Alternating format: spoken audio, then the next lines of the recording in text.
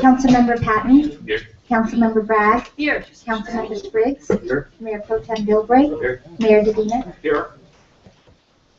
All right, are there any agenda changes? Yes, sir. I would respectfully ask that we move item 5.1 to right after our consent calendar, if we could. I could comment on that. Is there a motion? So moved.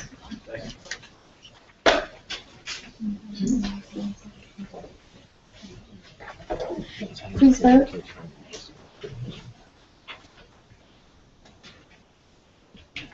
Motion carried unanimously.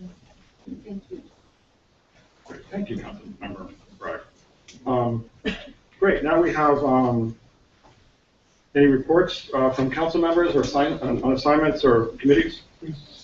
Oh my God, I'm sorry. Most important part is I skipped the pledge of allegiance, sorry. All right, so please join me as members of the 6116 and 6447 Girl Scout troop lead us in the pledge of allegiance.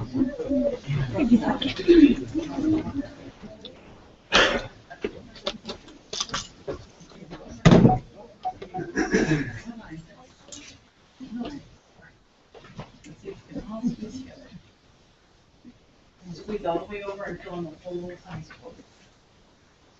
All the way in.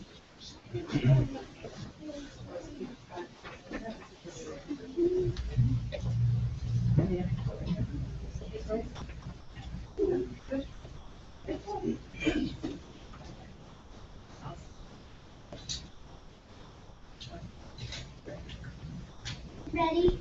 Prepare. I pledge allegiance to the flag of the United States of America and to the republic for which it stands, one nation, under God, indivisible, with liberty and justice for all. Thank you very much for your comments.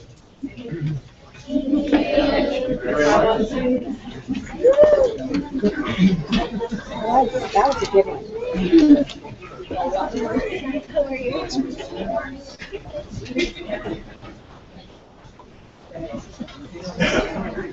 Thank you again, Girl Scouts.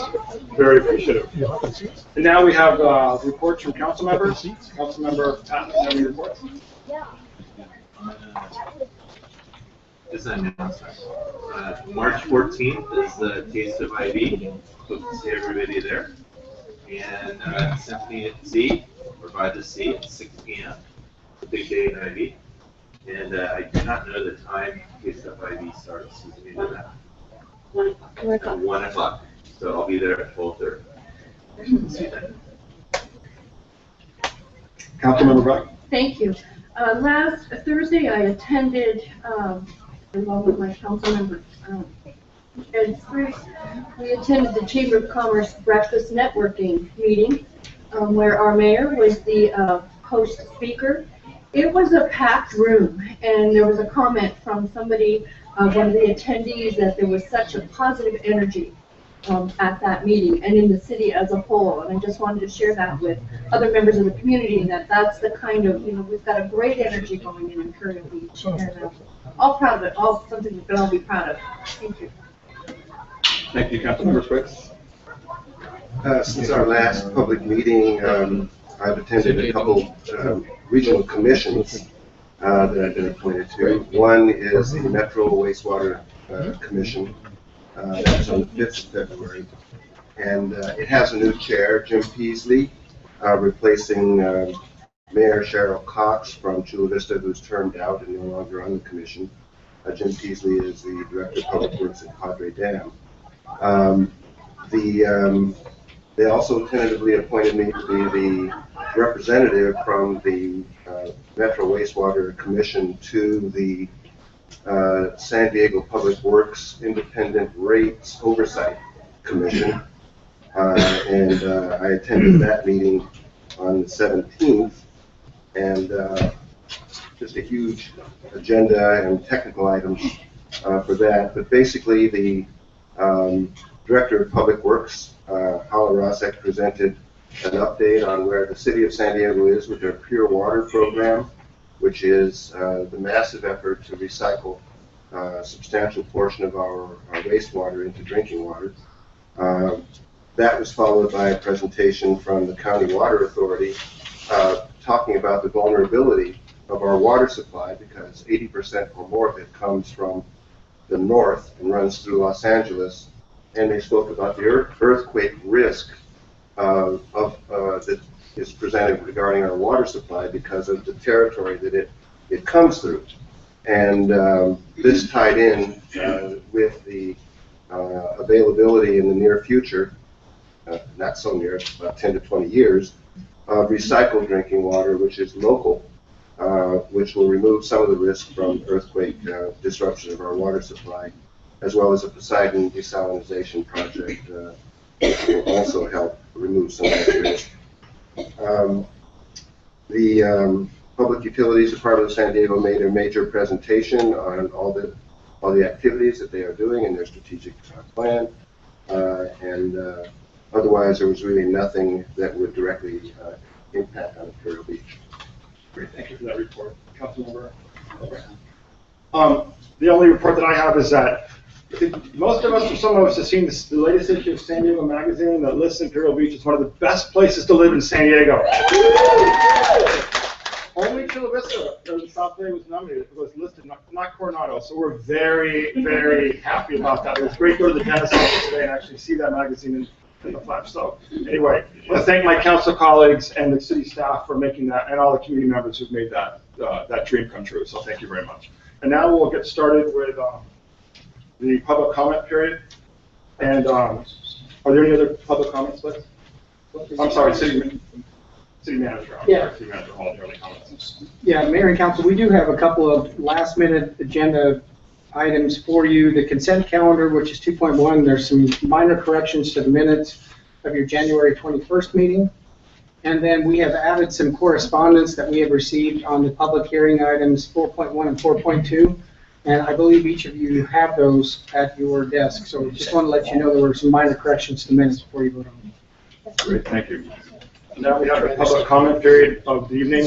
I have 3 speaker slips here. Just for the public and those watching on the internet, on YouTube, we're under the Brown Act, the council members are not allowed to respond directly when you speak on the public comment periods.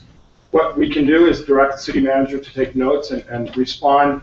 If there's any substantive issues that are raised that need to be addressed, the city manager can get back to you afterwards. We do have your name and your information here, so we can follow up.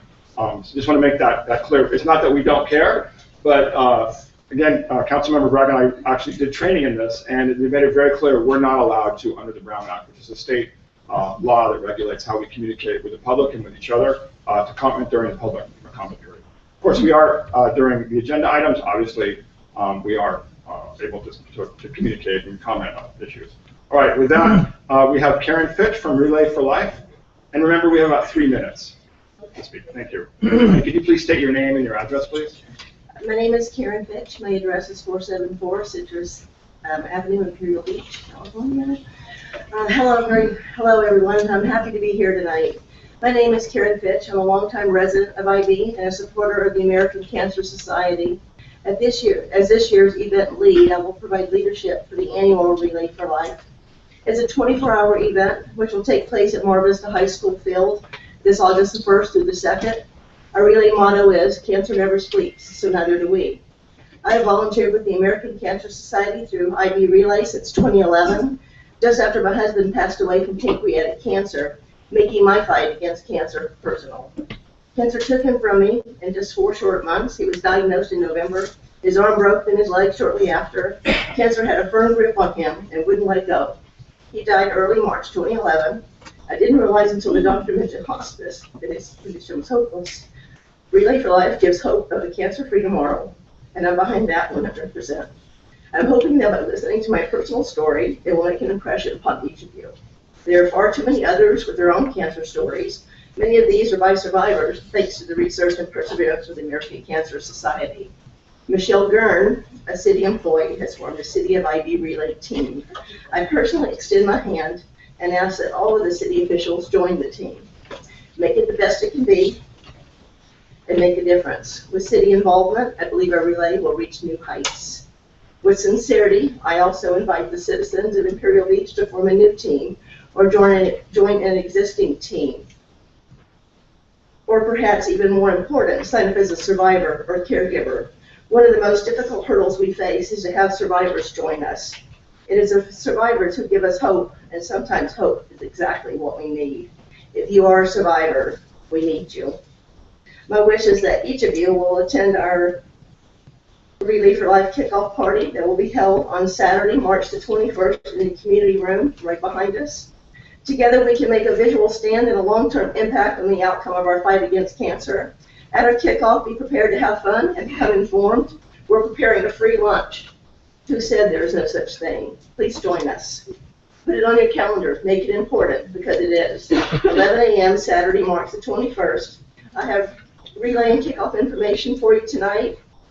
It contains my contact information. I'd really love to hear from you with your thoughts or any questions you may have. Let's be in it to win it together. Thank you.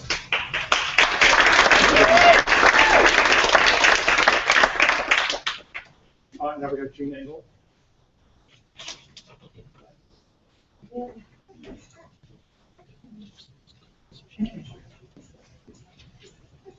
So, hi, I'm Jean Engel. I'm branch manager of the Imperial Beach Library, which is 810 Imperial Beach Boulevard. Before I get started, I'm looking forward to Relay Life. I have served on 5 years, twice on James' team, the rest of them on the city's team, and I look forward to serving you guys again.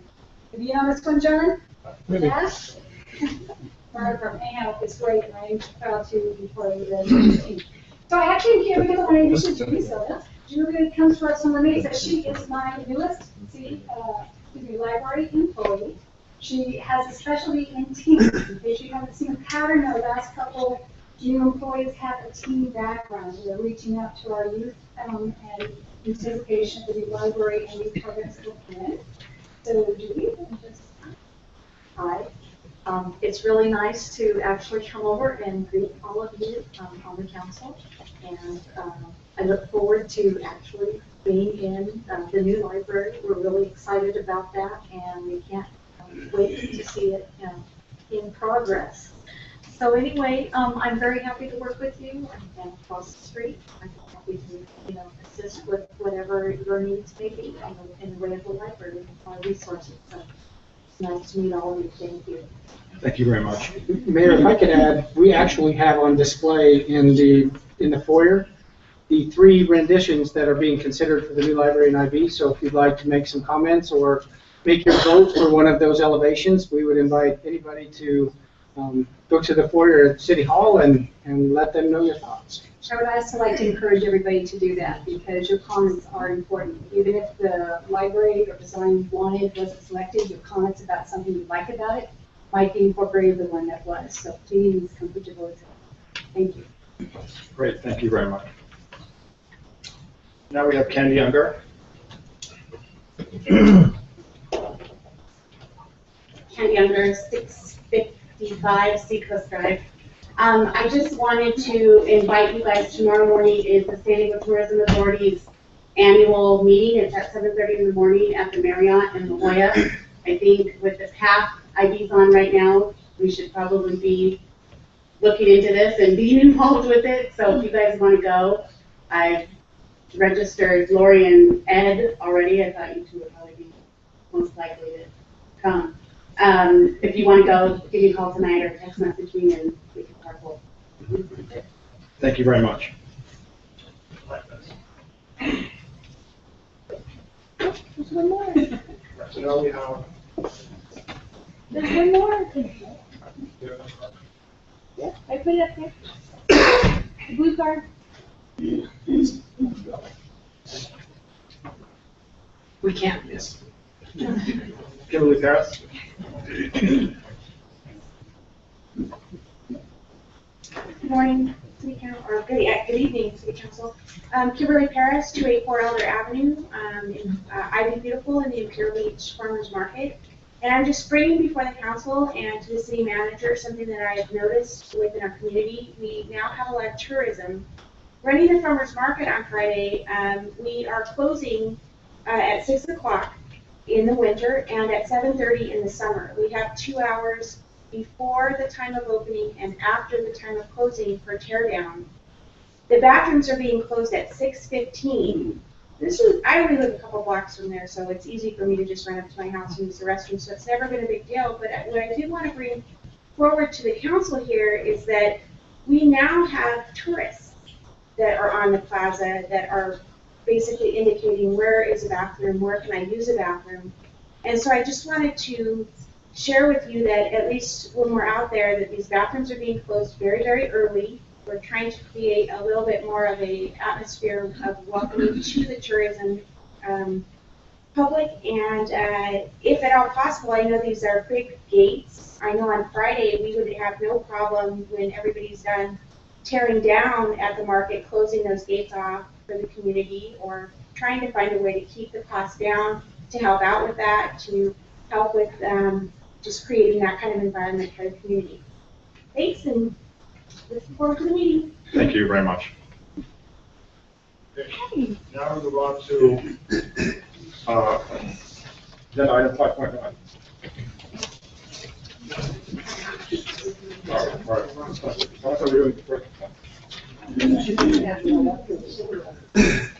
Let's head here. Okay. Now we're on consent calendar 2.1 to 2.6. I would like to entertain a motion to approve consent calendar item number 2.1 and 2.6.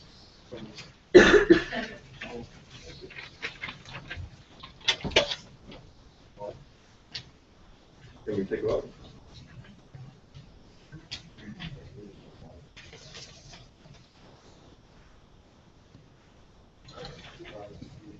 Mr. Mayor, can you please vote?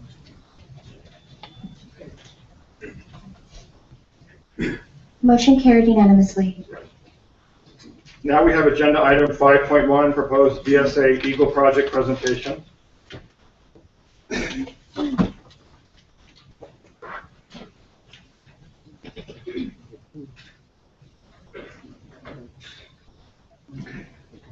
Mayor, council members, I'd like to introduce to you Daniel Gayton. He's a member of Troop 871 here locally, and he has proposed an Eagle project that would meet his Eagle requirement for a community service project here in the city of Imperial Beach. And I'd like to, my recommendation is that you let him give his presentation, and it's my suggestion that you approve of his project. He's been working through me for a while, so I think it's consistent with what you're interested in having the city do. All right. Good evening. I'm a senior tickets charge school at Life Scout, Boy Scouts, and my Eagle Scout proposal presentation for you guys this evening. And I've been working through Mr. Levine to carry out this project. The project would begin to beautify the Imperial Beach Sports Park down the street. And the project will save money for the city, and in the long run, it will reduce maintenance and water use. So here's a current picture of one of the islands in the parking lot. This is what I'll be working on. It's okay to do. And as you can see, the picture the island isn't well maintained. The grass is long and there's weeds in it. So after the project, it will potentially look like this. On the sides, there will be no plants. There will be 2 boulders, and the tree will be left. The first thing I'm going to do is for the plant would be remove the grass and the dirt. We'll be digging 4 inches deep, and my troop and I will haul the grass and the dirt into the tractor, where it will be disposed or used somewhere else. We'll then modify the irrigation system. Right now it's a sprinkler system, and we'll change it into a bubbler for the tree. We'll then install the weed barrier at the bottom of the island. and we'll place the decomposed granite on the DG. The DG will contour it, and there'll be 2 slight hills at the sides, and it'll dip down with a tree in the middle. And then on top of the 2 hills, the 2 boulders will go on each one. Then we'll clean up and get it ready for the public. So this is the estimated cost for all the materials for the project. The DG would be about $224, and this would be the color of DG, Desert Gold. The weed barrier is about $13. The irrigation modification would be about $13. That's the problem.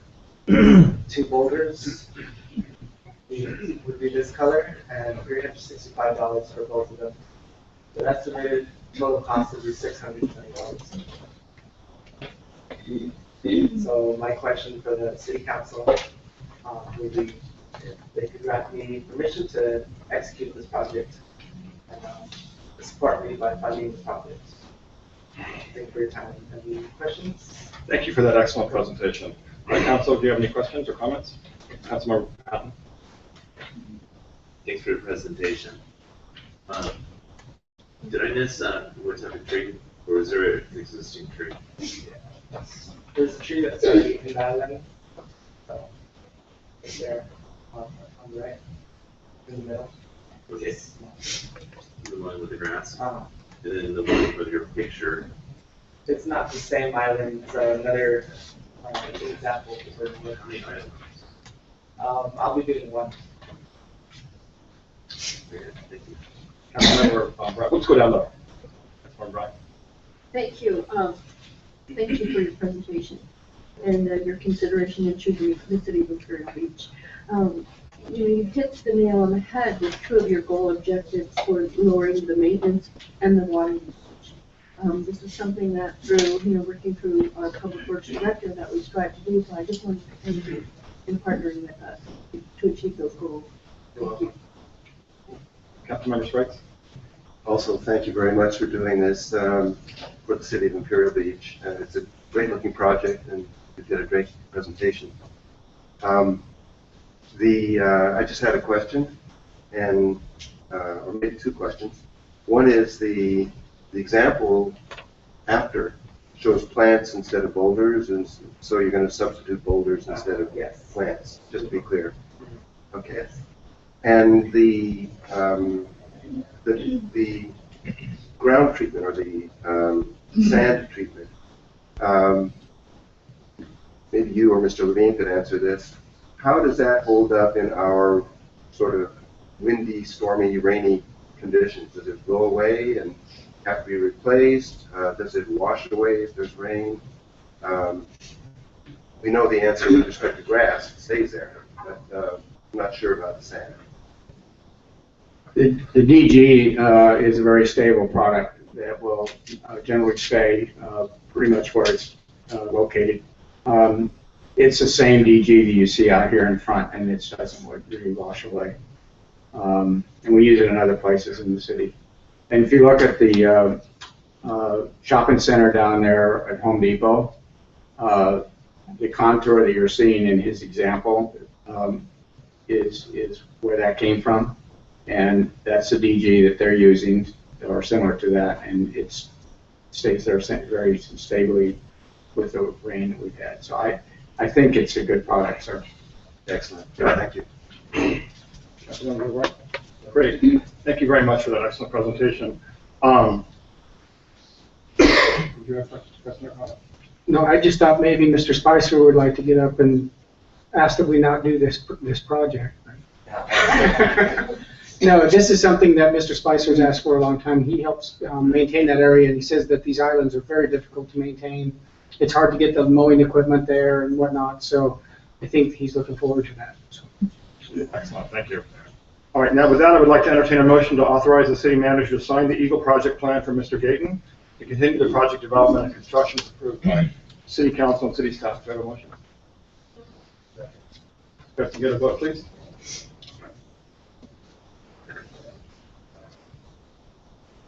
Motion carried unanimously. Great, thank you very much. Thank you very much. Appreciate it. Mayor, if I may, this is the first, there are 4 awnings there. This is the first, and I've shown that to 2 other Eagle candidates. I expect we will be back to finish those other 4 in the next few months. Great, thank you very much. Now we move on to the public hearings, 4.1 to 4.2. Item 4.1. Mr. Mayor, I have to make a recusal statement. Please. On council's advice, our city attorney's advice, I'm going to recuse myself from item 4.1. The reason being that I appeared as a member of the public and co-chair of Seacoasters at the design review board meeting to consider this project and make comments to the design review board. And the concern is that someone might consider that this body sitting and as an adjudicatory body reviewing a permit application might be biased if one of its members showed a predisposed opinion about the project. In my case, I don't believe that I did. I made comments pro and con based on the design and not whether the project should be approved or not. But in the interest of protecting the integrity of the council in this matter, I'll recuse myself. Thank you, Councilmember Spriggs. Item 4.1, City Mark Development Applicant, consideration of a categorical exemption pursuant to CEQA Guidelines 15.332 in fill development, regular coastal permit, conditional use permit, design review case, site plan review, and tentative map for the demolition of 9 existing residential rental units and construction of a new mixed-use development with 11 residential condominium units above commercial units at 110 Evergreen Avenue. Great. And I declare the public hearing open. Senior planner Foltz will give a PowerPoint presentation on the item. Mayor, members of the council, as noted, this is for the demolition of 9 existing rental units and construction of a mixed-use development project, 11 residential units and commercial space on the ground floor, 3,326 square feet commercial space at 110 Evergreen Avenue, and a vacant lot at Seacoast Drive and Evergreen Avenue. As noted, the applicant is City Mark Development. The staff recommendation would be that the City Council adopt Resolution 2015-7548 approving the project. The rationale would be that the project complies with height, landscaping, step back requirements. It complies with land use regulations, with the CMU2 zone, the general plan, local coastal plan, and the design review board recommended approval with a vote of 3-0, though there was a recommendation that we'll get into on further slide. This is showing the zoning for the project highlighted in red.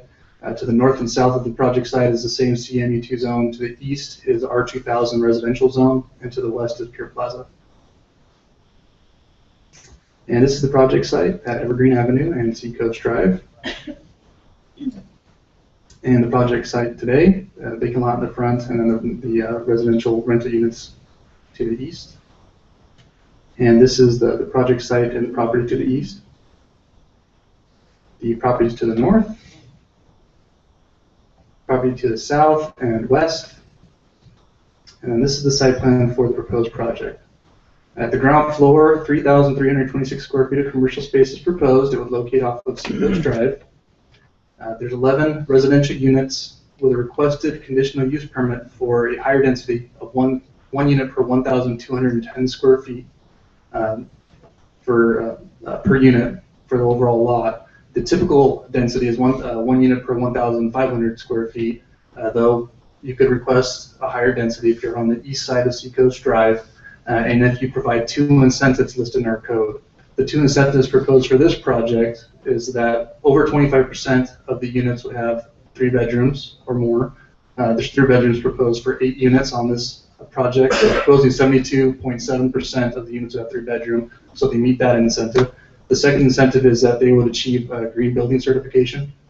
So with those 2 incentives, they're requesting the higher density conditional use permit. The residences would enter off of Evergreen Avenue for the pedestrian traffic, and then off of the alley for vehicular traffic. 3 commercial spaces would also locate off of the alley, and then there's 17 total parking spaces, regular parking spaces for residential. In addition to that, there's 6 tandem spaces.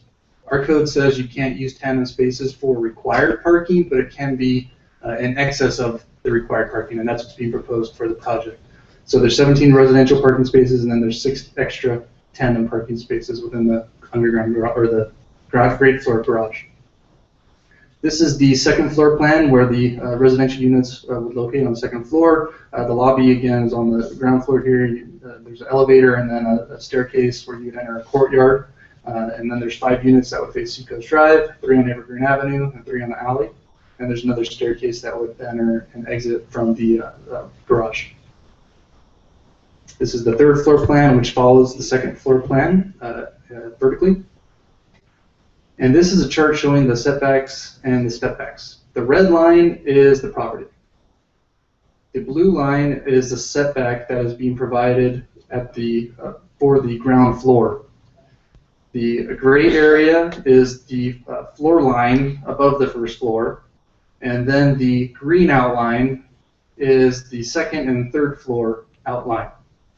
And this just gives a depiction of the building massing, so it's not a square block. There's a different articulation and setbacks and stepbacks. This is the landscape plan for the project. A lot of the landscaping is being used at the perimeter of the site for aesthetics and also for drainage. The project showing landscaping in the courtyard area and also street trees within on Evergreen Avenue, and then some trees on Seacoast are shown on the plan here, though ultimately there's going to be a Seacoast aesthetic plan coming before City Council, so the applicant would have to comply with whatever right-of-way improvements are required as part of that plan. So these are just shown for the plan, but ultimately whatever is approved would be installed by them.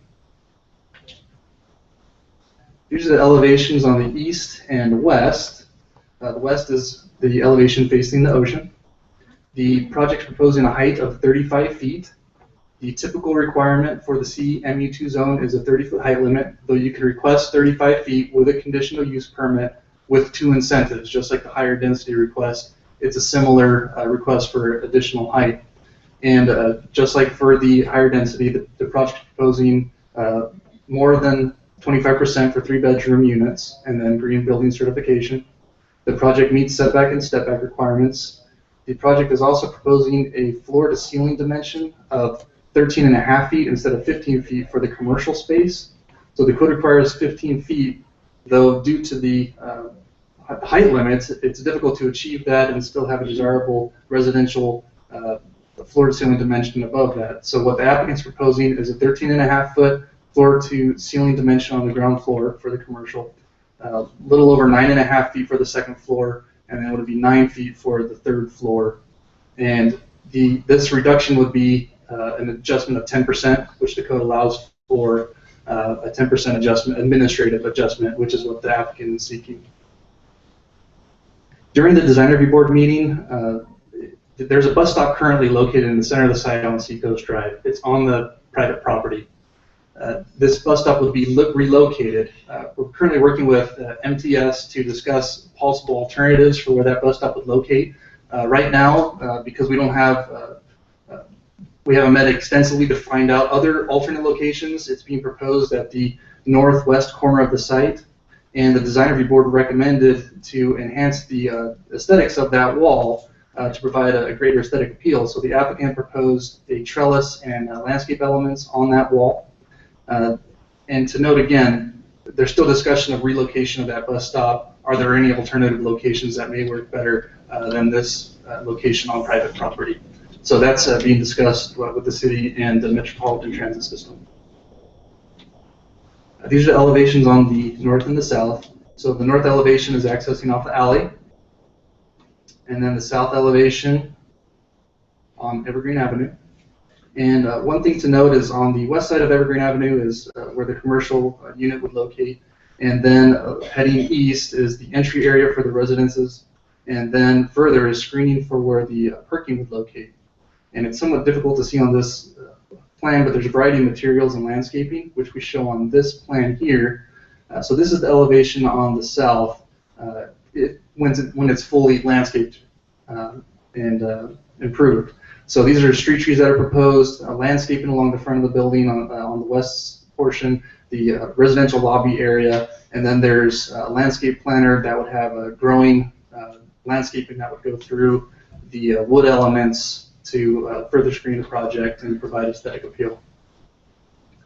This is a conceptual rendering for the project site during the daytime at the corner of Evergreen and Seacoast Drive, and a conceptual rendering for the project at night. There are alternative or options available to the City Council for the project. One is to disapprove the project, deny the requested permits by making specific findings for denial, to continue the public hearing to a future meeting and allow staff to provide additional information so that a decision can be rendered, adopt Resolution 2015-7548, approving the project with added conditions of approval, or staff recommendation to adopt Resolution 2015-7548, approving the project. That concludes the staff report. The applicant and the applicant's architect are here available to discuss the design and some design features that they've been discussing in the last few days. Great, we'll have the applicant then come and speak.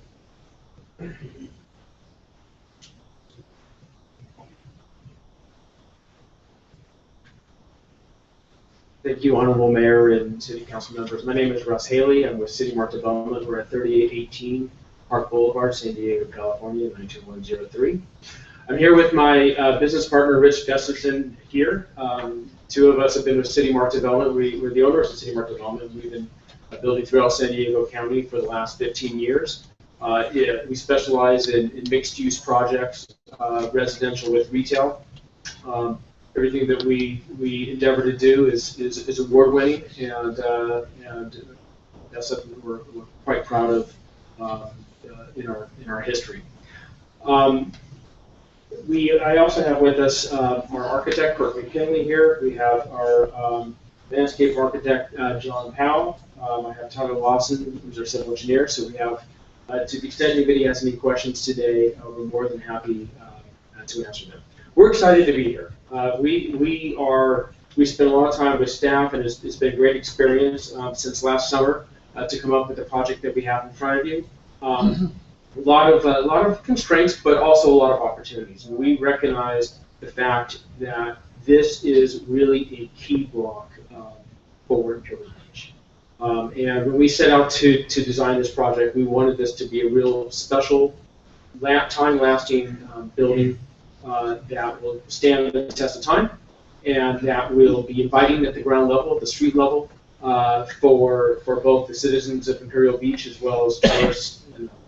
So we're excited to bring this forward to you today. We have made from the package that you have, we have made a few other modifications or a few other suggestions as of late that I'd like to say that we'd be more than happy to do without hopefully convoluting too much of it, but let me just kind of go through a short list with you. The first is, and this is in no particular order, but just kind of the way my brain works. The first is on Evergreen. One of the things that we are proposing to do is to light up the area underneath the residential as you go east on Evergreen. We didn't really put together a lighting plan for this presentation. In fact, the lighting was one of the issues that came up at the Design Review Committee. The Design Review Committee, we said that lighting is important to us, and that we would come up with those fine details on what that means at the end, and we work with staff on that. So it's something that we'd like to do. The other thing that as Tyler mentioned, the bus stop is, honestly, it'd be our preference if the bus stop wasn't in the same location. But we want to work with the city, with MTS, and be flexible in that endeavor. But one of the things that we like to do in that area if the bus stop is not there is to make that more of a public art type wall that helps celebrate Imperial Beach. Out at Design Review, the Design Review Committee didn't like the fact that it's a blank wall, and our solution was to make it a green wall. But we've kind of rethought that. We think it may be more interesting to have some type of art that really celebrates the community. One of the other things that we are suggesting and is one of the things we're proud of with this building is that we really kind of stepped it back from the street. In our opinion, the street sidewalk and right of way is fairly narrow, especially for this area. So we've stepped the retail back to really open it up and make it more engaging for pedestrians. One of the other things we're doing right now is we have basically a garage door system inside the retail that really kind of helps. If you're inside the restaurant, it really kind of spills out to the street, and that kind of really opens it up. So we feel that we've done a really good job both at the retail level as well as the residential level to really give this building a lot of movement. Because we can't move it vertically. We're limited on vertical nature based on restrictions there. But there's a lot of horizontal movement in the building. One of the things, right now we're showing palm trees. That is in our landscape plan, and we continue to pledge to work with the city based on hopefully the state manual that comes out of it. But one of the things that's been brought up recently that we would appreciate is potentially losing those 3 street trees that we're showing on the plan right now, because you just don't have a whole lot of room for pedestrian traffic by the time you get the grates and all that in. But another suggestion that came up that we think would be great is to have more of like a hanging basket type system underneath the retail that would really create, it could be flowers, it could be succulents, it could be something that still creates that. It's not all concrete, right? But it creates a different imagery that it helps, I think, continue to loosen up the street. Lastly, we have, it was brought up by Councilwoman Bragg. In fact, a few of these other items were discussed with her as well that we think are great. And one of the questions was, how can we make the corner element all the more iconic or bolder? And by the way, one of the things I want to mention, Tyler, have we passed around the college material boards? Color material boards are being passed around, so we did the best we could, but bear with us on that. Is that what we were able to do this afternoon is we were able to we can't raise the height of the building, but we raised the height of the window system in the corner. And Tyler, do you have a photo that you can show us? But that's not. All right, so you can see how this has been superimposed. It would not be that bright yellow. But what this does is he's showing the beginning and end. It's subtle, but by pushing the glazing system up an additional foot, it really kind of helps make that corner element all the stronger and frankly all the more vertical without going up higher.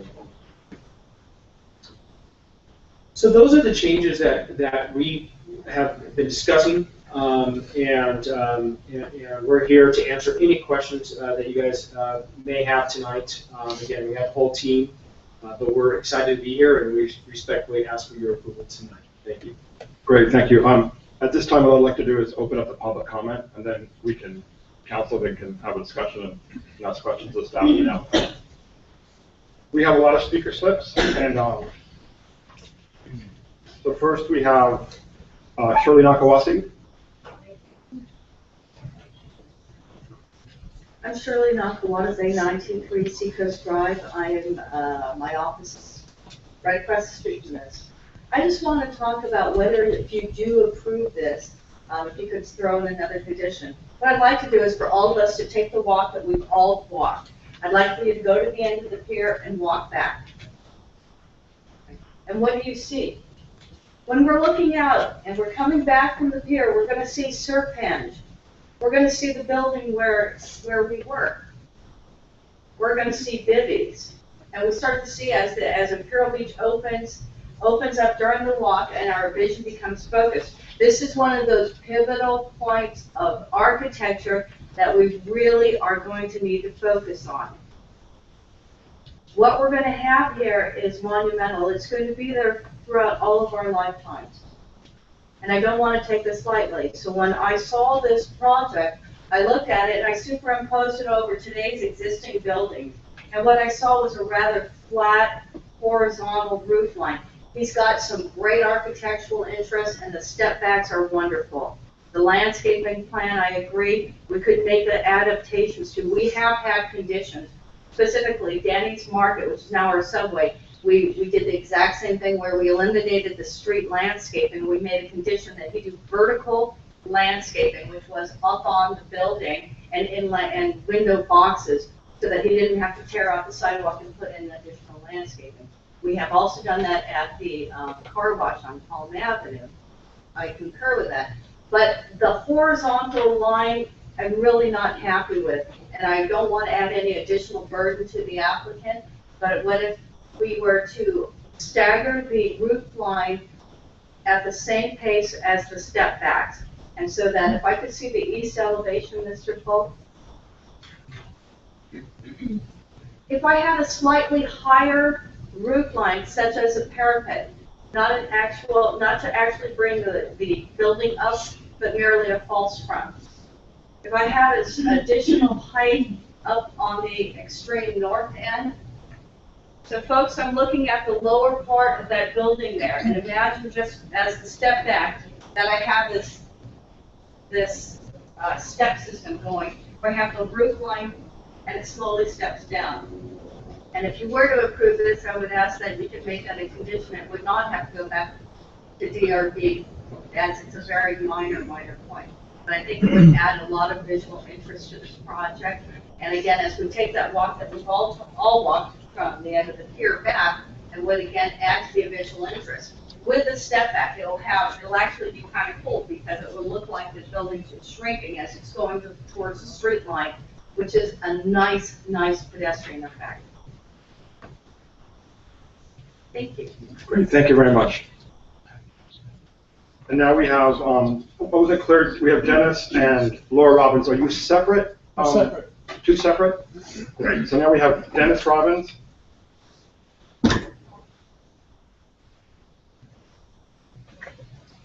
Good evening.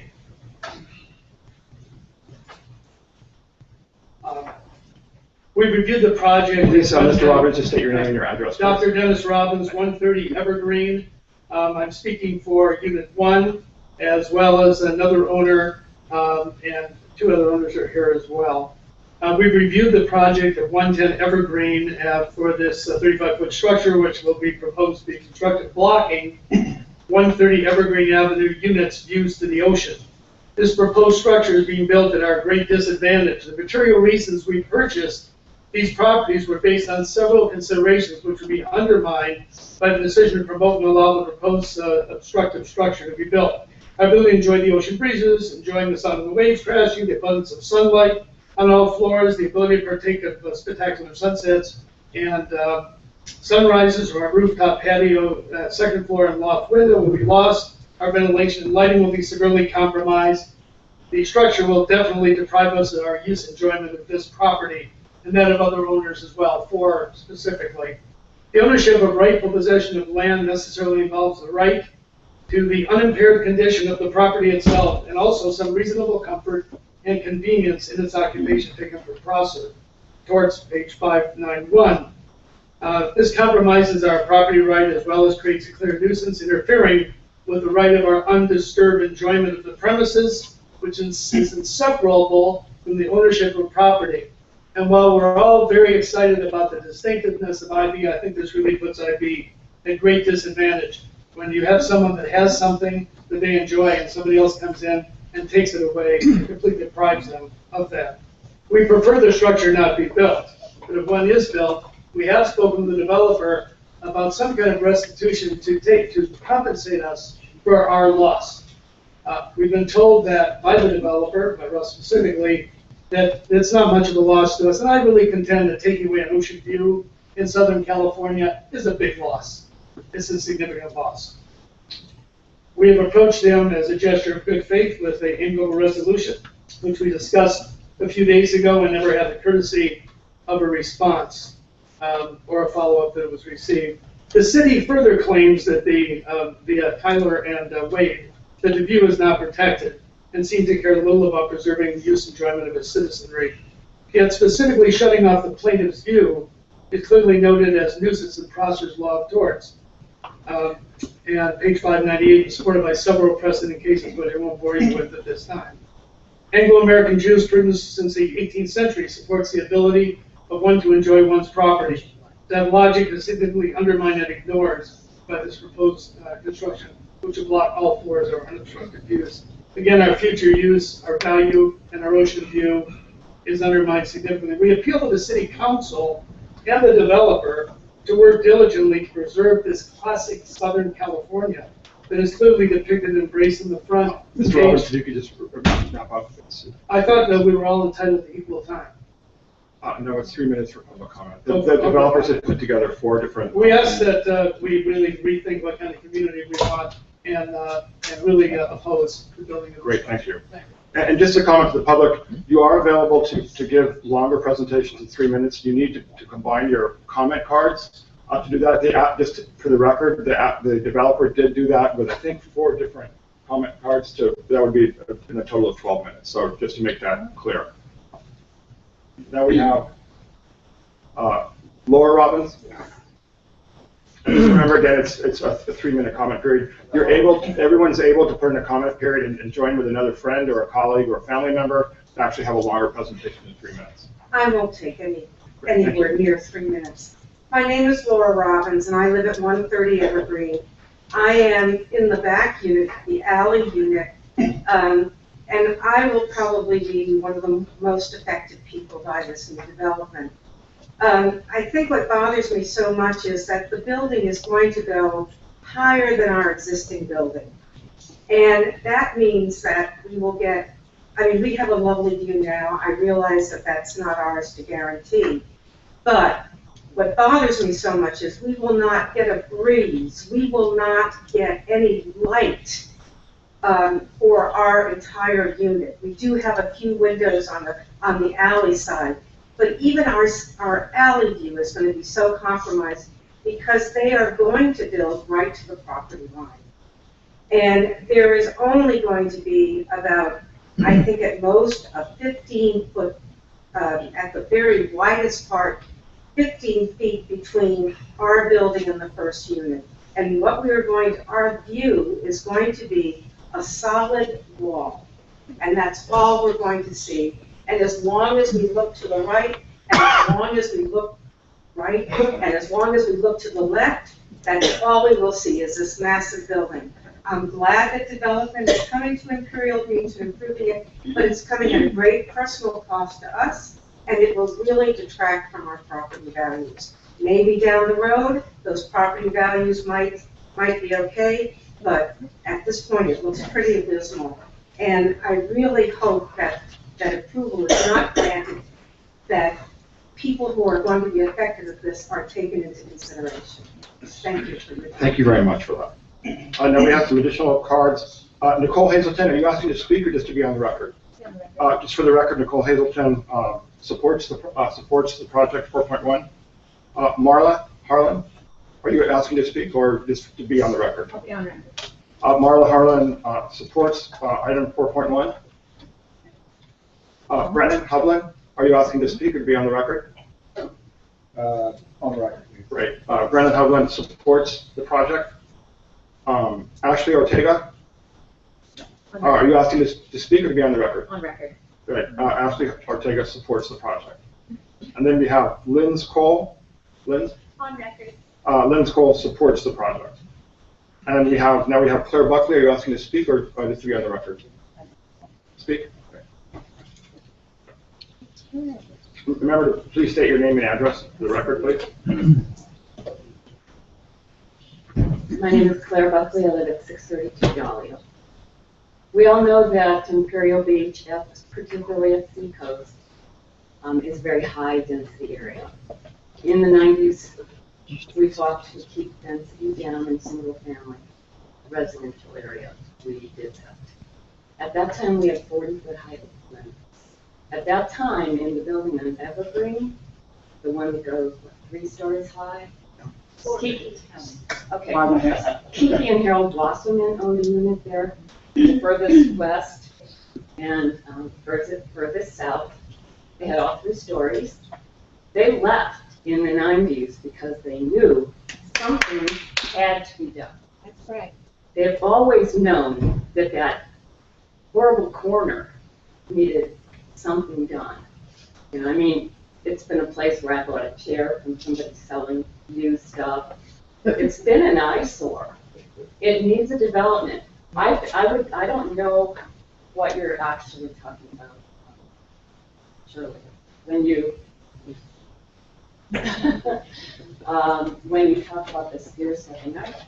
We need to see a picture of it, but I really think it would ruin the design of the architecture such as it is right now. I don't see how you can design a building and redesign it with my artistic opinion.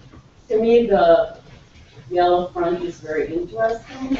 The windows have interesting, and the balconies. To me, anything of this quality built there would be something acceptable. So, oh, and another thing regarding the air and the view, when this property was left and when people like Harold and Kiki moved to the desert or various places like that, they moved because they knew eventually that would be gone. Anybody who bought property after that had to realize the risk, knowing, in fact, at that time we had a 40-foot height limit. In fact, I'm not even sure when that changed.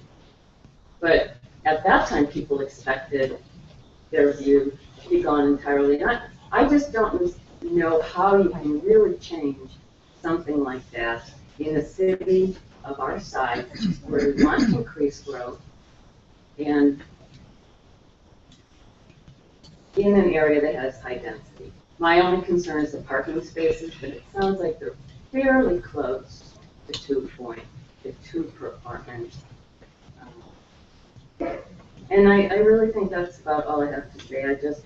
One last point is We're at 3 minutes. So. When the city council was building the big Imperial Beach project, John X Avenue lost everything. Property values are going up. I don't care if you live a block from the beach, your property values are going up. Great, thank you. Now we have Jackie Jones. Actually, I have a question. Well, you have to, you can remember to state your name and your address, please. Good evening. I'm Jackie Jones. I live at 130 Evergreens in condo number 2. On the site next to where we are proposing this new concept. I have 2 questions. Who asked for increased density? I heard here tonight in the presentation we have increased density, and that was justified because of 2 compromises. Who asked for increased density? Mayor and Council, the applicant is requesting increased density by providing additional amenities in the building. That's a process that's allowed under our zoning ordinance. Not the person building it, but the owner? The applicant would be building it. That's correct. Okay. And the second question is, for the businesses that are going to be on the ground floor, do you have some idea of what those types of businesses could be or would be? Do you have a ruling of what they should be? And if so, what time will they close in the evening so they don't disrupt the neighborhood? Yes, ma'am. Again, the uses that would be allowed on that first floor are spelled out in the zoning ordinance. If you talk with Tyler, he can give you a list of the different types of businesses that would be allowed in that commercial space. And their closing time? This is a conditional use permit. City council could consider whether or not they would want to impose some kind of operating hours or something like that. So yeah, that's a very good question to bring up. Well, considering this is going to be right next to residentials, I think it's important. So those are my 2 questions. Thank you for answering those. Just for my own comment, I have to agree with others who have stated the fact that the location of it being so close to our condos next door will terribly decrease the beauty, the view, the beautiful breeze, the sunlight, and all those things is what people move to the beach for. Thank you. Thank you very much. We have one last card. We have Kathy Underhill, if I'm saying that correctly.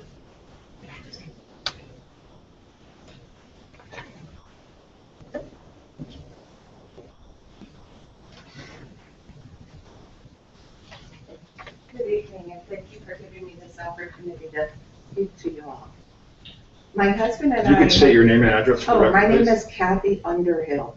I live at 130 Evergreen currently. My husband and I bought our property approximately 10 years ago. One of our biggest complaints was the property at 110 Evergreen. It is blight. It needs to be demolished. It needs to be improved for the good of the community. When we bought there, we knew by public disclosures that there was going to be a height limitation for some of the units. I understand the people's gripes who live in these units who are now going to have their views obstructed.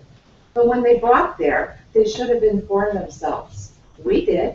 We knew this was coming. My husband and I have recently sold our property. We are not leaving Imperial Beach for any other reason than for personal reasons of our own. But we are potential investors, and we are very interested in 110 Evergreen. 110 Seacoast. I think it's going to be a great asset to the city. When I come back from my walk from the pier, I see potholes in front of 110 Evergreen. I see termite-ridden boards just in decay. Units that are really have pulled down the property value of many on Evergreen. Now, we're in a good period of growth. Property value is coming back. We made a profit when we sold our lawn 1 month ago. We'll be leaving Imperial Beach. But before we go, we just wanted to say, we approve of your project. Thank you for this time. Thank you very much. There are no more speaker slips, so without consent from the City Council, I will close the public hearing and then open up for City Council discussion. Any comments from my colleagues in the City Council? Questions? Councilmember Bragg, would you like to? I don't have any. We can start from the end and go down. Councilmember Bragg. Thank you, and thank you to all of our speakers. I have been making notes. I do want to disclose that I have met with the developer. I didn't have my mic on. Is that better? I'm glad you're in the audience. You don't have to. Thank you. I do want to disclose that I have met with the developer. I also want to disclose to the developer that I did a little research on them, and I called the Little Italy Business Improvement District Association. And this is some of the comments from that association. These are words they used. I spoke to Chris Gomez. He said they were dynamic, they were collaborative, they were forward-thinking, they showcase their designs in Little Italy and other areas that they've built in. They were open and receptive. And those were words I desperately needed to hear. Because when you're inviting somebody to become part of your family, you want a good endorsement. So Little Italy thinks highly of you gentlemen. So I just wanted to share that with you, with everyone. To the Underhills, we're going to miss you guys. You've spoken to us at meetings before, so thank you for your involvement. God bless you all. Well, thank you. We will miss you. So first of all, I did want our city attorney to speak to some of the comments about obstructed views and the legality. And if you could, Ms. Lynn, just briefly. Yes, Councilmember Bragg.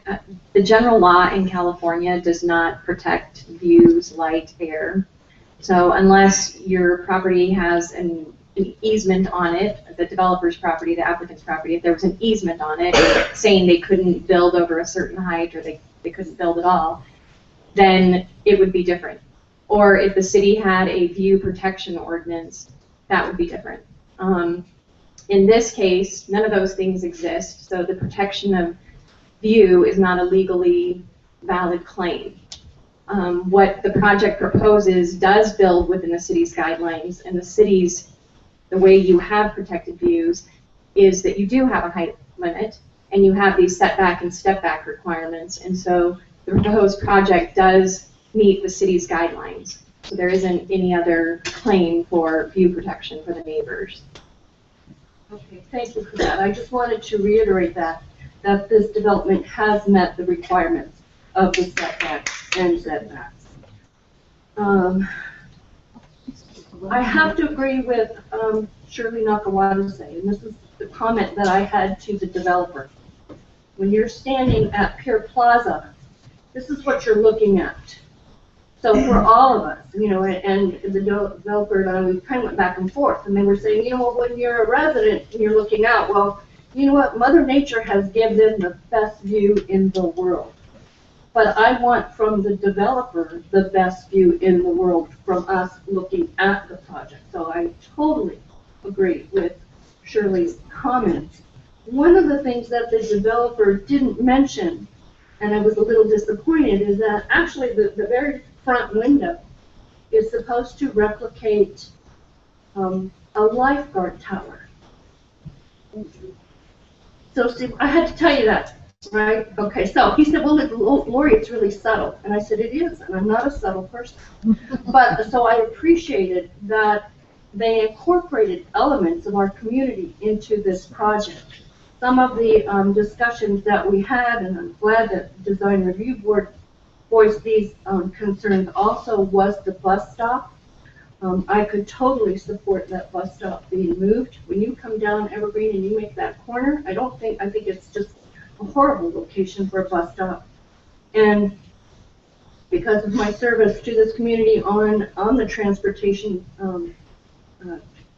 board here in the county, that's a comment that we hear at a lot of mixed-use projects from people who live there. Is the noise of the bus, the smell of the bus, the people getting off, and in my opening comments, we talked about energy, and this project has to have so much energy, and the bus really doesn't need to be a part of that. So I can totally support moving that bus. The fact that we brought up lighting, and the lighting on the Evergreen side is critically important. That tends to get a little, dark, and that's one of the things that's really been on our radar lately is lighting this community, providing a better sense of safety.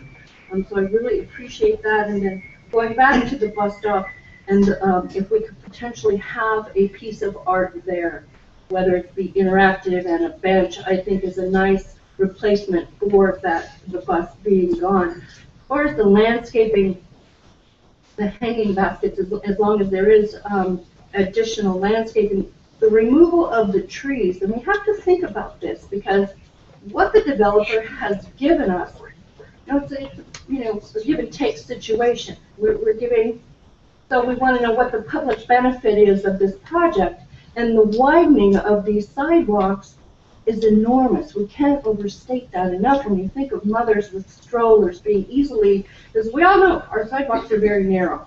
So anytime we have the opportunity, you can see there at the bulb out there at the bottom left-hand corner, how enticing that's going to be for our community. And Shirley's been around long enough to remember, and other members of the community. I used to work at To Market, which is across the street, and I worked there for 8 years. And every day for 8 years, I would look at that lot and think, my God, what a mess. The last known tenant at this lot, there's a member of the audience, Claudia Wilson, who's going to laugh and remember, was Crazy Sue. So you remember, Crazy Sue pitched a tent on this lot. And during the grunion season, had a little barbecue, and she'd go catch grunion, and then, so finally the city evicted her after she had too many overnight visitors in her tent. So we go from that extreme to this, to what we have before us tonight. I am just in total support of this project. one of the things that hasn't been mentioned is, and in my discussion with the developer, of course, we all want to know what commercial use going to be. I'm very much in favor of a restaurant. And what you have to look at is the creation of jobs that a restaurant can bring. And we have so many new examples of that. If we can create 20 to 40 new jobs, and we include the front and the back of the house of a restaurant, and we can say to our community, here's 20 to 40 new jobs that we're creating, to me, that's high on my priority list. So that, again, is a public benefit to this project. I can certainly support Shirley's recommendation from the Design Review Board of some of the added conditions of approval. In my discussions with the developer, that was something that we talked about as our steps plan moves forward, that they can comply with some of those ideas that are in that plan. I certainly can support including those in part of this project. And I just want to thank the developer for choosing Imperial Beach. One of them happens to live in Coronado. Another member of their team lives in Imperial Beach. So again, it's kind of like inviting family to come be part of this community. So gentlemen, thank you very much. And that concludes my comment. Thank you, Councilmember Bragg. Councilmember Bilbray, do you have any comments? Just one comment. Glad to see this project going in. You know, I think it ties very well with the breakwater project, and also with the new post building that we built a few years back. One thing that I will comment on is this is the second project with a piece of lifeguard architecture in it. Maybe in the future with another project, maybe you might convene trying something a little bit different. Even though I love the lifeguard architecture, just, you know, if we keep getting the same buildings coming in with the same stuff, it gets a little old after a while. But another comment would be to the roof line. Unfortunately, this is what happens when you have height restrictions. You know, somebody once told me, you know, it's not how you go, it's how you go high, sort of thing. So maybe in the future we can figure out some way of also redoing or figuring out a roof line so it's not a straight angle, even though as a plumber I do like right angles. But that's all I have, and thank you very much. Thank you, Councilmember Bragg and Councilmember Bilbray, for those thoughtful comments. I guess with that, I would like to entertain a motion to adopt resolution. I'm sorry. Oh, I'm sorry. I thought you said you didn't have a comment. Okay. Okay. Councilmember Patton. Okay, just a few things. If this is the heart of Ivy on Seacoast, and say if there's going to be a restaurant there, and we go from a ceiling height from 15 feet to 13.5 feet, that could be a little uninviting, a little too thick. So, is there any wiggle room there? Well, the volume of this room is about 13 feet. When we adopted these ordinance regulations, these were part of the commercial zoning review, and we struggled with the ground floor commercial height, understanding that one of the key elements of that commercial zoning review was to try to create better opportunity for commercial and retail businesses, and also create a volume of space that had a better turnover capability to accommodate a variety of uses. Industry standard in urban areas like downtown, where you have much taller buildings, is 15 feet is a standard, and that's usually borrowed from some of their older historic buildings. Staff actually recommended something smaller than that in Imperial Beach in order to accommodate 3 stories of development with a good volume ground floor and 2 stories above, which the zoning already provided for. That was still important to the council, and we adopted that, acknowledging that there would be a challenge to get 2 floors of residential above that within a 30-foot height limit. That's the other reason we also adopted the ability to go to 35 feet by meeting certain criteria, which this project has done. It's exceedingly difficult. The other thing that's a benefit, not only to ground floor retail, is volume for residential uses. 8 feet is quite claustrophobic, 9 feet is pushing it, 9.5 is optimal. So in this case, in answer to your question, we believe 13.5 feet is more than enough volume to attract a variety of different tenants, including restaurant users, retail. The space is being designed with a mechanical ventilation system to accommodate a future restaurant if possible. And so the long answer is we believe that's sufficient volume. If you look in this building, it's in this room, we think that's an adequate space for any type of user, including restaurant and retail. Any additional questions? Or thank you very much. With that, I would like to entertain a motion to adopt Resolution 2015-7548, approving regular coastal permit CP 1450, conditional use permit CUP 140051, design review case DRC 140052, site review plan SPR 140053, and tentative map TM 140054, which makes the necessary findings and provides conditions of approval in compliance with local and state requirements. We need to take an oral vote on this, so ready to ask people to vote yes or I'm sorry.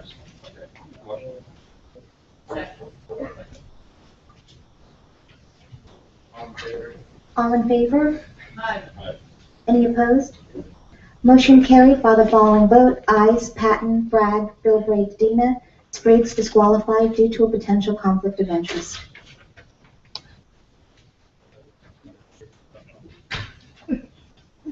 Great, thank you. Now we'll move on to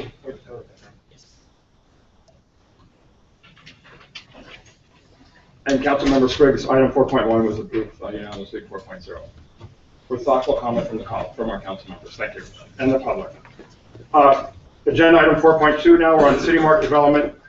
Consideration of a categorical exemption pursuant to CEQA guidelines 15332, infill development projects, administrative coastal permit, ACP 14005, conditional use permit CUP 140056, design review case DRC 140057, site plan review SPR 140058, and tentative parcel map TM 140059, the demolition of an existing garage and construction of 3 new residential condominium units at 119 Elm Avenue.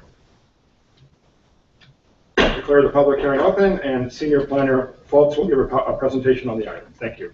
Mayor, members of the council, this is for the demolition of an existing garage and construction of 3 new residential condominium units at 119 Elm Avenue, the applicant City Mark Development. The staff recommendation is that the City Council adopt Resolution 2015-7549 approving the project. The rationale is because the project complies with height, landscaping, setback, step back requirements. It also complies with land use regulations for the CMU2 zone, general plan, and local coastal plan. And the design review board recommended approval of the project with a vote of 3-0. The project is located in the CMU2 zone. North and south of the site is in the same zoning, and west, and then to the east is the R2000 residential zone. This is the site for the project, and it is just north of the project that was just considered by the City Council. So the project before you right now is on Elm Avenue, directly east of the property on Seacoast Drive, which is Bibby's Shell Shop. This is the project site. Property to the south, and this is the site right here. These are the properties to the north, Quinard Brewing Company, and then the residential. Property to the east, property to the west, and this is the site plan for the proposed project. 2 of the units would locate off of Elm Avenue, and 1 unit would locate off of Evergreen Avenue. Vehicular access for all 3 units would locate off of the alley, and each unit would have a 2-car garage. Pedestrian access would be off of Elm Avenue.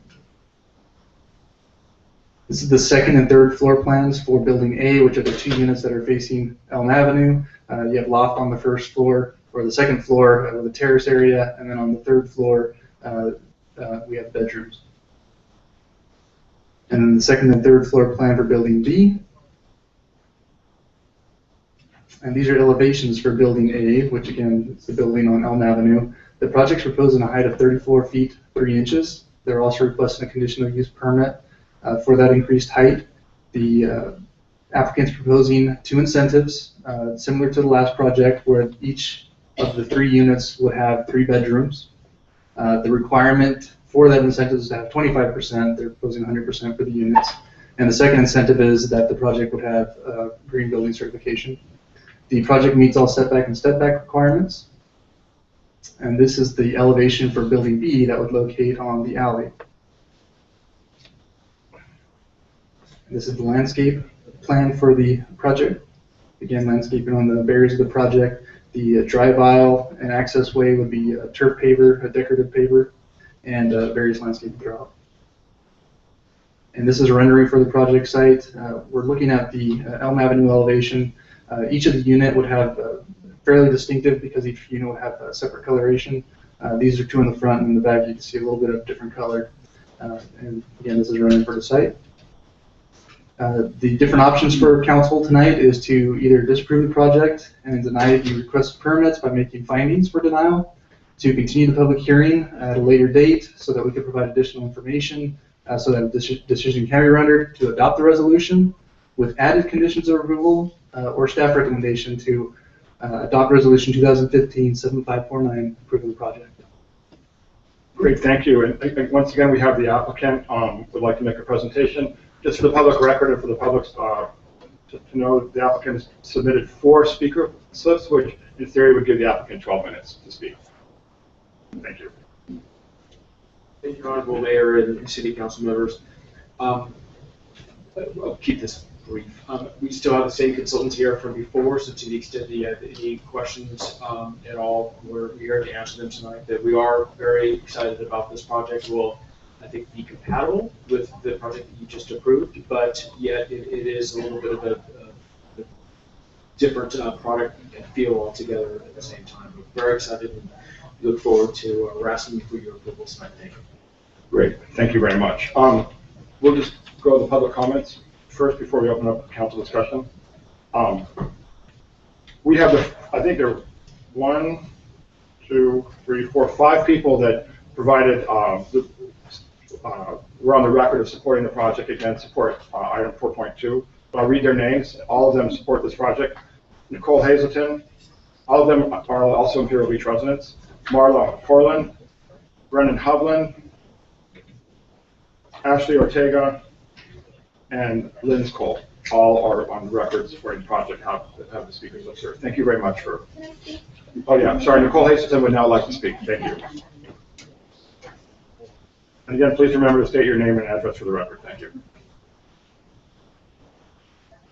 Hello, good evening. My name is Nicole Hazelton. I live at 12258 8th Street in Imperial Beach, right around the corner. So 8 my house. You're against this project. I just wanted to say that I sell real estate and I run a residential brokerage firm in downtown San Diego. And I live in Imperial Beach, so I've always been passionate about this community, and I do a lot of business here as well. But over the years, I've sold a lot of properties at several City Mark developments in downtown San Diego, Fahrenheit, and several others, and they're wonderful communities. They're very well built, and I think that, you know, looking at this project and projects like these and the one before, for residents of a sleepy little beach town, is kind of a necessary evil. And I think it's just better to work with a dynamic group of investors and developers, such as City Mark, that believe in our community. That's it. Great, thank you very much. System, so what we have comments, we can go the opposite of it now. Councilmember Gloria, any comments? Councilmember Spriggs?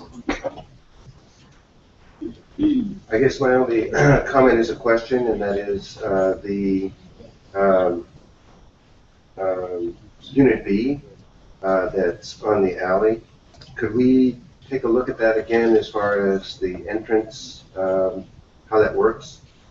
Because it is a project on the alley rather than on the main street.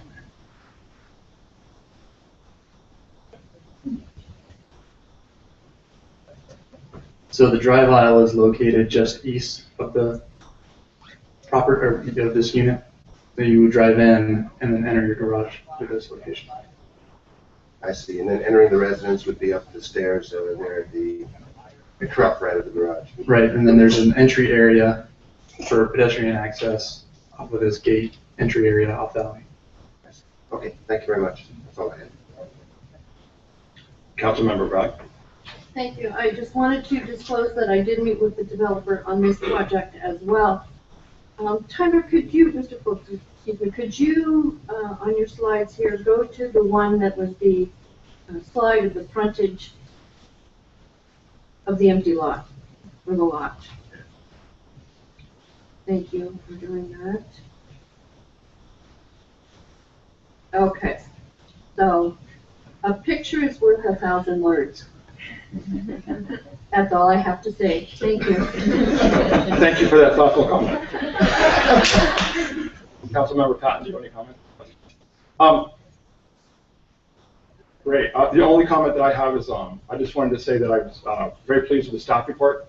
Very easy to follow. Very pleased with the staff presentation as well. Very much, I think it's been a big improvement and the ability just to follow, I think, for the public and for the council. So I want to appreciate that. And it's my first big project as mayor to review, and I found the tables very easy to follow and very well laid out. So thank you. I think it's very good for the public. Also to remind the public, the staff reports are all available before the council meeting. We encourage you to all read them and really so you can get versed and educated on projects. But again, I want to thank the applicants for, again, very good materials that they presented. The architectural renderings were great, and as well as the public for their pros and cons, thoughtful comments and concerns and support or opposition to the project. Thank you very much. With that, I'd like to entertain a motion for the City Council to adopt Resolution 2015-7549 approving administrative coastal permit ACP 140055, conditional use permit CUP 140056, design review case DRC 140057, site plan review SPR 140058, and tentative parcel map TM 140059, which makes the necessary findings and provides conditions of approval and compliance with local and state requirements. Is there a motion? Great. Please take a vote.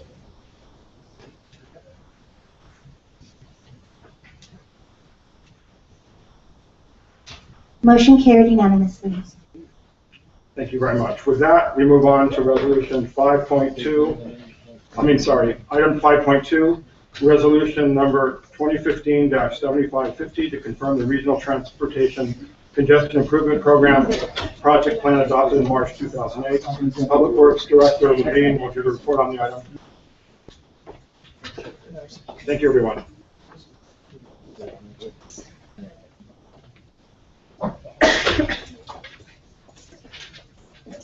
Mayor and Council, it's this staff report. We recommend approval of the plan that's in your attachment to this resolution, which outlines where the funds for RTCIP would go, which is the frontage on Highway 75 between 7th Street and 9th Street, including the intersection at 9th Street. This is a requirement to have a plan submitted for those funds. If we don't, then those funds will go to the county to be used where they want to use on the state highway system. So the option is to approve it and let me forward it, or I guess forward the money somewhere else. Great, thank you. Thank you for that summary.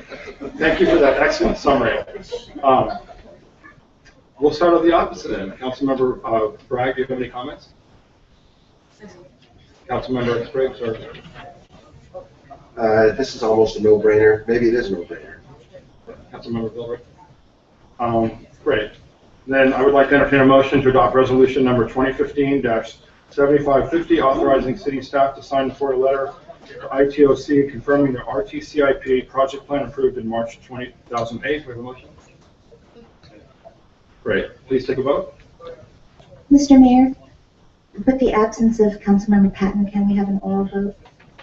Can we get a vote, please? Aye. Sorry. All in favor? Aye. All opposed? Motion carried by the following votes. Ayes, Bragg, Spriggs, Bilbray, Dedina, Absent Patton. And thank you for your help, Mayor Pro Tem Bright. I'm trying to get better. We're always improving. Item 5.3, consideration of resolutions authorizing the filing of 3 San Diego Association of Governments Sandag grant applications. Number 1, resolution number 2015-7553, authorizing the filing of a Smart Growth Incentive Program planning grant application for the preparation of construction drawings for the west end sector of the Palm Avenue mixed use and commercial corridor master plan. Number 2, resolution number 2015-7554, authorizing the filing of an active transportation grant program capital grant application for the Bernardo Shores Bayshore Bikeway to Rainbow Drive Bikeway Link. And number 3, resolution number 2015-7555, authorizing the filing of an active transportation grant program application for the Fern Avenue pedestrian and mobility improvement project. Assistant City Manager Wade will give a report and presentation on the item. Thank you, Mr. Mayor, members of the council. On December 19th of last year, SANDAG, San Diego Association of Governments, issued 2 grant application notices of availability. One was for the Active Transportation Program grant, for the ATPG, and the other for the Smart Growth Incentive Program grant, or the SGIP. There's approximately $12 million available for the Smart Growth grant and approximately $3 million available for the Active Transportation grant, both of which you can apply for either a capital project, meaning a construction project, or a planning or non-capital project, meaning a planning or construction document grant. We're recommending that we submit 3 applications, and we're seeking the council's authorization by adopting these resolutions. The first of which is to submit a Smart Growth Incentive Program grant for the preparation of 100% construction documents for a portion of the Palm Avenue Master Plan. Now, I understand that may be a little ahead of the game here, but just so you're aware, we can submit the application, we can see how the plan plays out, where we land, and the board is going to be taking decision or action on these grants in August. So by that time, the master plan effort will be completed, the plan and the environmental document will be complete, and we'll more than likely know where we stand with the issue of potential relinquishment and what that might mean to the city. So we're requesting your authorization and adoption of this resolution to submit a grant for that project. And that would only be a portion of the project. It would be the west end sector, which is sort of the least controversial, the least problematic, and it includes the Rainbow Drive and Palm Avenue intersection, which is right adjacent to a new project that would potentially be under construction soon, the Bernardo Shores housing project. The next resolution would support the filing of an application for an active transportation. Oh, by the way, that's a non-capital grant project, the prior one, or a planning grant project. The next application would be for Bernardo Shores Bayshore Bikeway. Let me say this slowly. Bernardo Shores Bayshore Bikeway to Rainbow Drive Bikeway Link. As you may remember, the Bernardo Shores project proposes a Class 1 bike facility to connect the Bayshore Bikeway along the east side of Pond 10A into Rainbow Drive. We are recommending that we submit a grant application to help fund the construction costs, permitting costs, and design of that bikeway element. And the final application would be for the Fern Avenue Pedestrian and Mobility Improvement Project. At a recent council meeting, there was support given to provide some basic improvements adjacent to a local school that would improve the roadway and pedestrian and mobility improvements along that area of the city. The rationale for adoption of these ordinances are to allow staff to seek much needed grant funding for improvements, infrastructure, and transportation improvements. Would assist the city with the improvement of pedestrian, bicycle, and transportation roadway safety, and promote coastal access, recreation, and also improve community benefits in the city. And also would help leverage our existing city funds by getting grant funds well in excess of the amount that the city would be contributing to these grant applications. This shows a breakdown of what the grant applications are requesting. The first, the Palm Master Plan, the West End construction documents, we're requesting $400,000 for the preparation of that. Those are Smart Growth Incentive Program grants. The Bernardo Shores Bikeway Link would be an active transportation grant, and we would be requesting $700,000 again to fund design, permitting, and construction. And the Fern Avenue Pedestrian and Mobility Project, which would also be active transportation capital funds of $400,000. As part of the resolutions, we're asking council's support for matching funds. The matching funds for the Palm Avenue project, smart growth funds, we're recommending $100,000 be provided as a match. Those could either come from the Strategic Capital Reserve or Transnet funds, city Transnet funds. For the Bernardo Shores Bayshore Bikeway to Rainbow Link, the developer would be contributing the match of $200,000, the developer of Bernardo Shores, and the city would provide staff support and be compensated, or provide staff support rather, in the amount of $20,000. For the Fern Avenue Pedestrian and Mobility Project, the grant match would be $200,000, and we've identified Transnet as the source for those funds. The council does have some options. It could elect to not to authorize the filing of one or more of these grant applications. Again, there are 3. You could modify the grant funding requested, although keeping in mind that funding is limited. There's $12 million for the smart growth and only $3 million for the active transportation program. You can modify the matching funds recommended. In other words, reduce or increase the amount of matching funds. Projects are scored on a number of criteria, one of which is the amount of match that's being provided by the local agency. So that's something to keep in mind if that's something the council wants to do.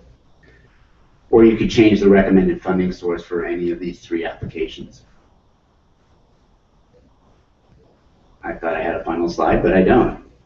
The recommendation, as I mentioned, is to adopt these resolutions and support the filing of grant applications for these 3 projects. Thank you, Assistant City Manager Wade.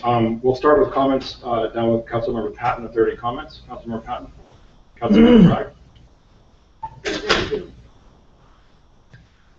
For my colleagues, these grants are extremely competitive.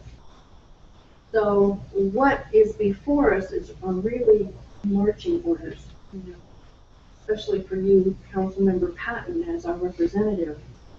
To Sandag, I serve as the alternate for MTS on the Transportation Committee at Sandag. But I don't think that precludes me from making comments on behalf of the city of Imperial Beach. So obviously, this is a time for us to do our work that we're elected to do, and that's reaching out to our colleagues on Sandag and speaking with them, lobbying for these projects. Mr. Wade, I'm in total agreement with your grant amount, and the projects that you have laid out for us are ones that we've been working on, and this is new material to us. So I'm in total support of the staff recommendation on this item. Thank you very much. Councilmember Twigg. Thanks. Thanks for the presentation, Mr. Wade, and to all the city staff. I wanted to echo something that the mayor said at the in the last agenda item, and that's the reports are really good and easy to read. And the fact that you all, what I like best is you're putting in options to the city council. And I think that's a big improvement, and I certainly think, I appreciate it very much. I'm sure everyone else does too. I have 3 questions, one for each of the projects. On the Palm Avenue mixed use, you had mentioned this could be kind of tandem in some way with the Palm Avenue Master Plan Sandag grant project. My question there is, for that project to go forward as designed, we would have to basically undertake the relinquishment, because only if we assume responsibility for Route 75 will we be able to proceed with the design features, particularly the side roads and others, for Palm Avenue. And that relinquishment We haven't gotten to that yet, what that's going to entail, how much that will cost. We know it will cost something, because if the state wants to get rid of the road, they've got to have reasons why, and we ought to have a thorough discussion and analysis about whether we undertake that. If we to go forward with relinquishment, where would that leave this Palm grant? So that's secondly, on the Bernardo Shores bikeway, the larger one, which would be $200,000 of the developer's money, and I had thought that as part of the developer's proposal that they were going to provide the bikeway connection. And this essentially is a way to reduce their cost of providing the connection that they had presented to the council, which is how we approved it when we approved that project. So I just wanted to confirm that that's the case. And thirdly, on the Fern Avenue project, very important. We just recently, within my ability to remember even, which means it's very recent, talked about that narrow sidewalk and the light post or something there right in the middle. And one of the key issues there was whether the school would be willing to relinquish some of their relatively unused space to allow a widening of that sidewalk. And there were going to be discussions about that. That seems to me to be, a key issue with respect to whether or not this Fern Avenue project would be feasible in terms of the grant being awarded. And I just wanted to ask, whether those discussions are still going forward, whether those are still critical issues or not in terms of the school decision. So those are my three questions. Okay, thank you, Councilmember Spriggs. I will answer the first two, and then I would like to ask Mr. Levine to respond to the third question. With respect to the Smart Growth Incentive Program grant, it's important to stress that this application would be to fund only construction documents for only the West End sector, from Delaware to Rainbow, or just northwest of Rainbow. That, as I mentioned, is a section of the roadway in the master plan that is, shall we say, least problematic with compliance with the state highway design guidelines or standards. While I did mention that there is a sort of a parallel track, we're still working through the final stages of we're actually preparing the mitigated negative declaration, the environmental document for the master plan. And by the way, I'll be giving an update on that project to the council at your next meeting and give you a little more detail. That MND will be circulated for public review sometime in late April or May. And we expect to have the project completed on time for the grant application, which the time frame expires in July, so we'll be done with it. These things are not mutually exclusive. If we submit an application, theoretically, whether the council decides to accept a relinquished right-of-way or not, were we to be successful in getting this grant award, we could still proceed with construction documents for that portion of the roadway and submit it to Caltrans for an encroachment permit. Are there issues? Absolutely. There would be comments and concerns with trying to implement a Class 2 bikeway, slightly narrow travel lanes, put in pedestrian refuges in our medians, putting 4 crosswalks at Rainbow. However, we think they're not insurmountable. So if this council, after all the information and dialogue, decided they did not want to accept a relinquished right-of-way, this project theoretically could still proceed and go to construction documents, this portion of the right-of-way. Question number 2. You are correct. And the short answer is yes. The developer, as a condition, as part of the project, really is responsible for construction of that bikeway link, that Class 1 bike facility. As you may recall, they identified that as a phase 2 of the project. And that was largely contingent upon getting wetlands permits, getting an Army Corps of Engineer permit, designing it, meeting with and potential consultation with resource agencies, which could take some time. Our interest was in, much like we've done with other projects such as Bikeway Village, in facilitating what we believe is a sound, good public amenity for the project, not just a benefit to the residential project. We offered to prepare a grant application as long as they provided the local match. In the interest of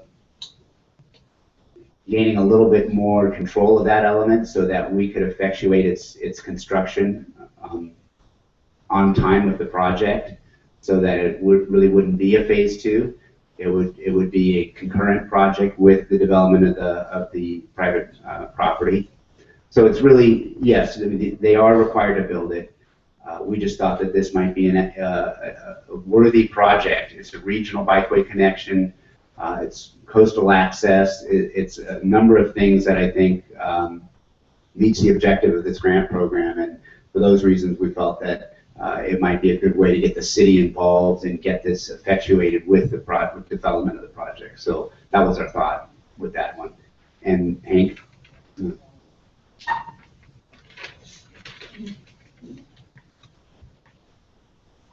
Mayor, council members, after the meeting, which we discussed the Fern Avenue project, I was trying to figure out how the school was so close to the right-of-way or close to the sidewalk when it's not that gate, not on the other side. There's 12 feet of right-of-way on the other side. So I went back to the drawings, and there is 12 feet of right-of-way on both sides. It turns out that City Council in the 80s gave an encroachment permit to the school to use right-of-way for their buildings, or their facility. Interestingly enough, it doesn't tell them how many feet they could have. It just says you can use the right-of-way for your facility. So I've communicated that with Abby Sadat from South Bay Union School District, and we have met. We're talking about what is it we can do and still not make them move their buildings, because it looks like the buildings are probably out the 12-foot, and I don't think we want to put the sidewalk in front of the buildings. But there's certainly right away beyond where the buildings are as well. So we're working on that, and the way the encroachment permit was written is that the city has a right to take it back. So I'm not here to tell you what we're going to take all back 12 feet and tell them they can move their buildings, but we're working on accommodating both needs. Not working on that particular project, working on trying to. Anyway, we do have 12 feet there, and we'll work with the school to figure out how to best use accommodations. And I've assured Abby that we want to make sure their school needs are met as well. So. One last comment I'd like to make just about timing. I believe the staff report mentions that the board of directors the applications are due on the 20th of this month. Board of directors at Sandag is scheduled to make a determination and award grants in August.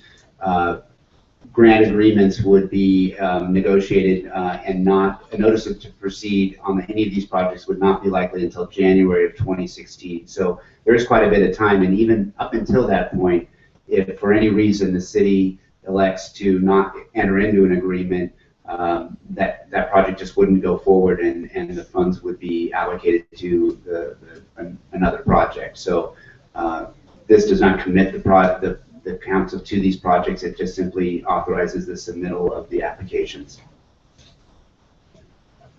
Thank you very much, both of you, for those three very good answers. Thank you, Councilmember Spriggs. Councilmember Goodwin, do you have any comments or questions? I guess this is, I think, why we talked about when we have the boards, et cetera. This is sort of like when we really need to work together, and our appointees to the Sandag board really work together to really work with the staff to come up with a strategy to advocate for these projects and make sure that Imperial Beach gets its fair share. So I'm sure all of us will be willing to entertain sort of direction from the staff on and really what's the most effective way of doing that, given your long history of obtaining SANDAG grants. And then obviously work with our SANDAG representatives to really make sure we do that. And then direct the rest of the council on what we can do as well, since some of us sit on SANDAG boards and MTS. I look forward to doing that. I think IV is a great sell right now. And then to the public, I just want to comment on, you might have noticed at this council meeting, all the staff reports have 3 elements that we've tried to develop from the direction of the council to make it much easier for the public and the council to follow what actually is being recommended. So the 3 elements are a very clear recommendation at the very beginning, a very clear rationale as to why the recommendation is being made, what purpose it serves in the city, and then the options, the alternatives to the active recommendation. So you'll see that from now on. The idea is to make these staff reports much more digestible, much easier to follow, and much easier for the public and obviously the council to make a determination on. With that, and thank you, Assistant City Manager Wade, for that report.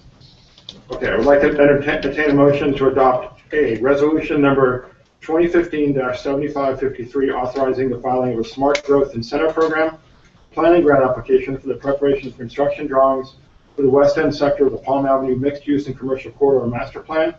B, resolution 2015-7554, authorizing the filing of an active transportation program capital grant application for the Bernardo Shores Bayshore Bikeway to Greenville Drive Bikeway Link. Number C, resolution number 2015-7555, authorizing the filing of an active transportation grant program application for the Fern Avenue Pedestrian and Mobility Improvement Project. Do we have a motion? Okay, please vote.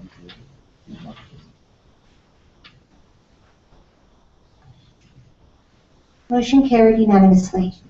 Great, thank you. Agenda item 5.4, update on administration of the Imperial Beach Sports Park and Recreation Center. We'll receive a report from City Manager Andy Hall. Thank you. Mayor and Council, staff is approaching you tonight with the recommendation to accept and file a report on the happenings at the sports park. The rationale certainly for this is that part of our mission statement is to maintain a safe family atmosphere in Imperial Beach, and that's certainly one of the things that the sports park does. As a matter of a report, it's only been a few months. It's only been about 6 months since the sports park has been maintained and operated by the Boys and Girls Club, as well as the Little League and the Girls Softball League. And there are representatives tonight from the Little League, and there were representatives from the Boys and Girls Club, but I think they may have stepped out. I just wanted to report to you that we believe they're doing a good job. The maintenance of the facility has I think, been very well received. The programs have been expanded, and they do include now an adult softball program. I think the season was a little bit too long. By the time we got to the end of it, I think most of the city staff had at least some injury, some more serious than others there with Ed in the front row. But it's been a lot of fun to see us get involved in some of those recreation programs. We will continue to monitor that, and we will continue to bring you reports. I think that the next time that you get your report will be the first time you'll get that from your newly created Parks and Recreation Committee. The chair of that is Mr. Tim O'Neill. They simply haven't had an opportunity to review what's happening at the sports park and talk about that themselves. They've just recently had their initial meetings. So I thought I would give this report. But essentially, to keep it short, you certainly have several options tonight. One is to just accept and file this report. The other might be that the council may have some direction that you want us to give back to either the Boys and Girls Club or the Little League or Girls Softball about the way that the programs are being maintained. And then finally, you may want us to look at other options and what we might be working towards in the future. In ways, and I think I put this in the staff report, by and large, we've had a lot of compliments. The concern that we would have is that there's been some complaints that the facilities are not opening on time. And so we have made communication with the Boys and Girls Club and the leagues to make sure that the facilities are open according to the policies that have been established by the City Council, and they have responded that they will do so. Other than that, I think most of the comments have been positive. I think the programs are expanding.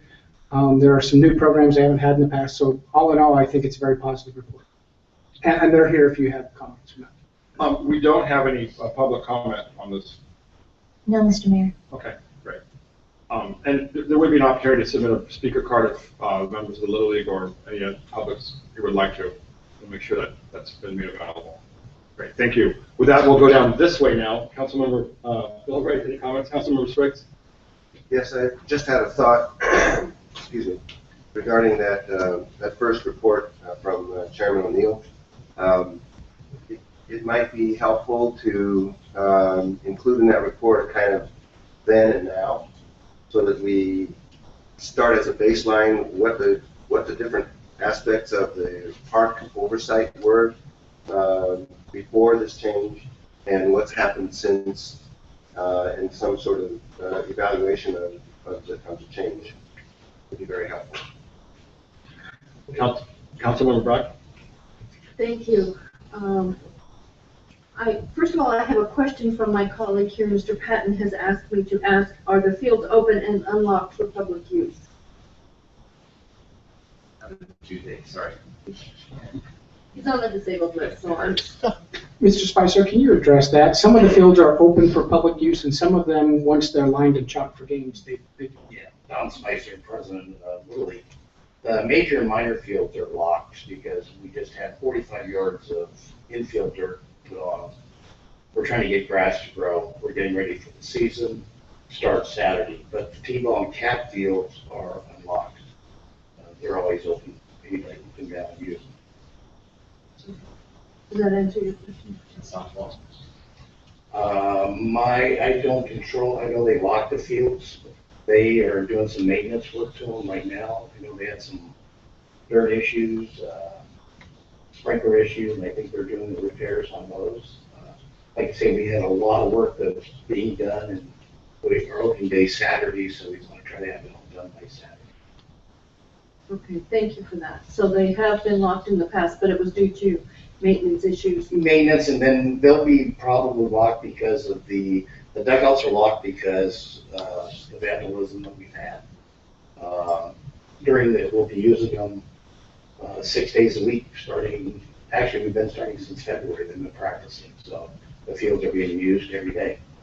If somebody wants to use the fields during the day, if they are locked, we have a number that's up there they can call if they want to rent the fields, or maybe a team or an event. They're more than welcome to give us a call. We're not using them, then they'll be available from them. Thank you. And you said opening day was Saturday? Saturday, I expect to see you there. I love an invitation. I'm glad to see our chairman for our committee here, or this Park and Rec Commission, Mr. O'Neill. Thank you very much. And I wanted to take, if I can, take this opportunity to provide a little bit of direction. I have an entire folder that I've been collecting as I travel around and see what other communities are doing. I did want to compliment our senior center. They have added a new class, I believe, at the center, which is Tai Chi at 9 o'clock. So I'm always encouraged to see a new class over there. Unfortunately, that doesn't happen as often as I think it should, and I still believe that our senior center is underutilized. Here's just some ideas. I'm just going to pull them out of my folder. As far as senior center activities, DMV classes, traffic school classes, Zumba for seniors. National City is doing a great job. The classes are $1. They're very affordable. They're at different times of the day. Take off pound sensibly meetings. Free exercise for seniors. We're currently doing that. Bridge lessons. Genealogy. It's not much of a recreation, but it's an interesting class anyways. Community skills exchange. There's just some great ideas that I think that we could be exploring. A lot of these are really for the senior center, the home safety for older adults, personal development for older adults, community resources for older adults, body dynamics and aging. You see where I'm going with this? I'm getting older, so all this stuff was attractive to me. Strength training for older adults. That's just, I guess that particular, on all those particular occasions, I was kind of zoning in on our aging population, but I certainly don't mean to neglect a much younger population or our disabled community as well, whether they be young or old. So, Mr. O'Neill, I know that you've already had these on your radar, and I appreciate that. Thank you. And thank you, Councilmember Bragg and Patton for that, those questions or comments. Any other questions or comments? I just wanted to thank and acknowledge the role that my council colleagues played in sort of the development of this, sort of the outcome that's currently in place. I had the opportunity, I think the thoughtful way that you listened to the public and worked with the community and Little League and the Boys Club, Girls Club to help come up with this new management process or program. I had the opportunity to attend the Sports Park Committee meeting. It was very, very interesting. What I listening to the public and the committee members and the city, what I've seen is a give and take, a very productive and collegial give and take back and forth of evaluation, feedback and evaluation, and people acknowledging that they can always do better and improve and working together to do that. So I think the athletes and the people that work with athletes always understand that concept. We can always do better. So I really appreciate that, and also the importance of working together as a team. So I just want to acknowledge the role that the Sports Park Committee and Little League and softball and the Boys and Girls Club have played in that, as well as the Sports Park Committee, the Parks and Recreation Commission. I think it's a very productive outcome for Imperial Beach, and it was a very important way of building leadership capacity and management in our city, so thank you. I echo the comment by Councilmember Spriggs in that it'd be great to see some sort of objective, sort of not scorecard, but table, so that you can actually have some baseline, kids served, number of programs, hours of operation or something, so that there's an objective way of evaluate on both sides to see that either we're meeting the performance standards that were set up in the MOU, or we're not meeting them, and to see. I think that's really, really important to have a data-driven sort of approach to this, so we can actually objectively evaluate at the 1 year mark how things have turned out. So anyway, that's all I have to say. And with that, I would like to entertain a motion to have the City Council accept and file the information about the current status of the Parks and Recreation programs and operations. Get a motion, please. Great. Could we take a vote, please?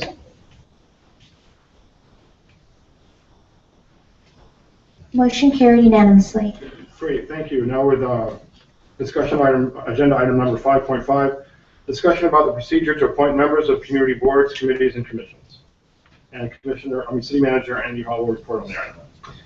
Mayor and Council, there are several of the boards and commissions that have expiring terms, and the council took action to extend those terms until you identified the correct process to interview the candidates and then decide on the right process to fill those boards and those vacancies.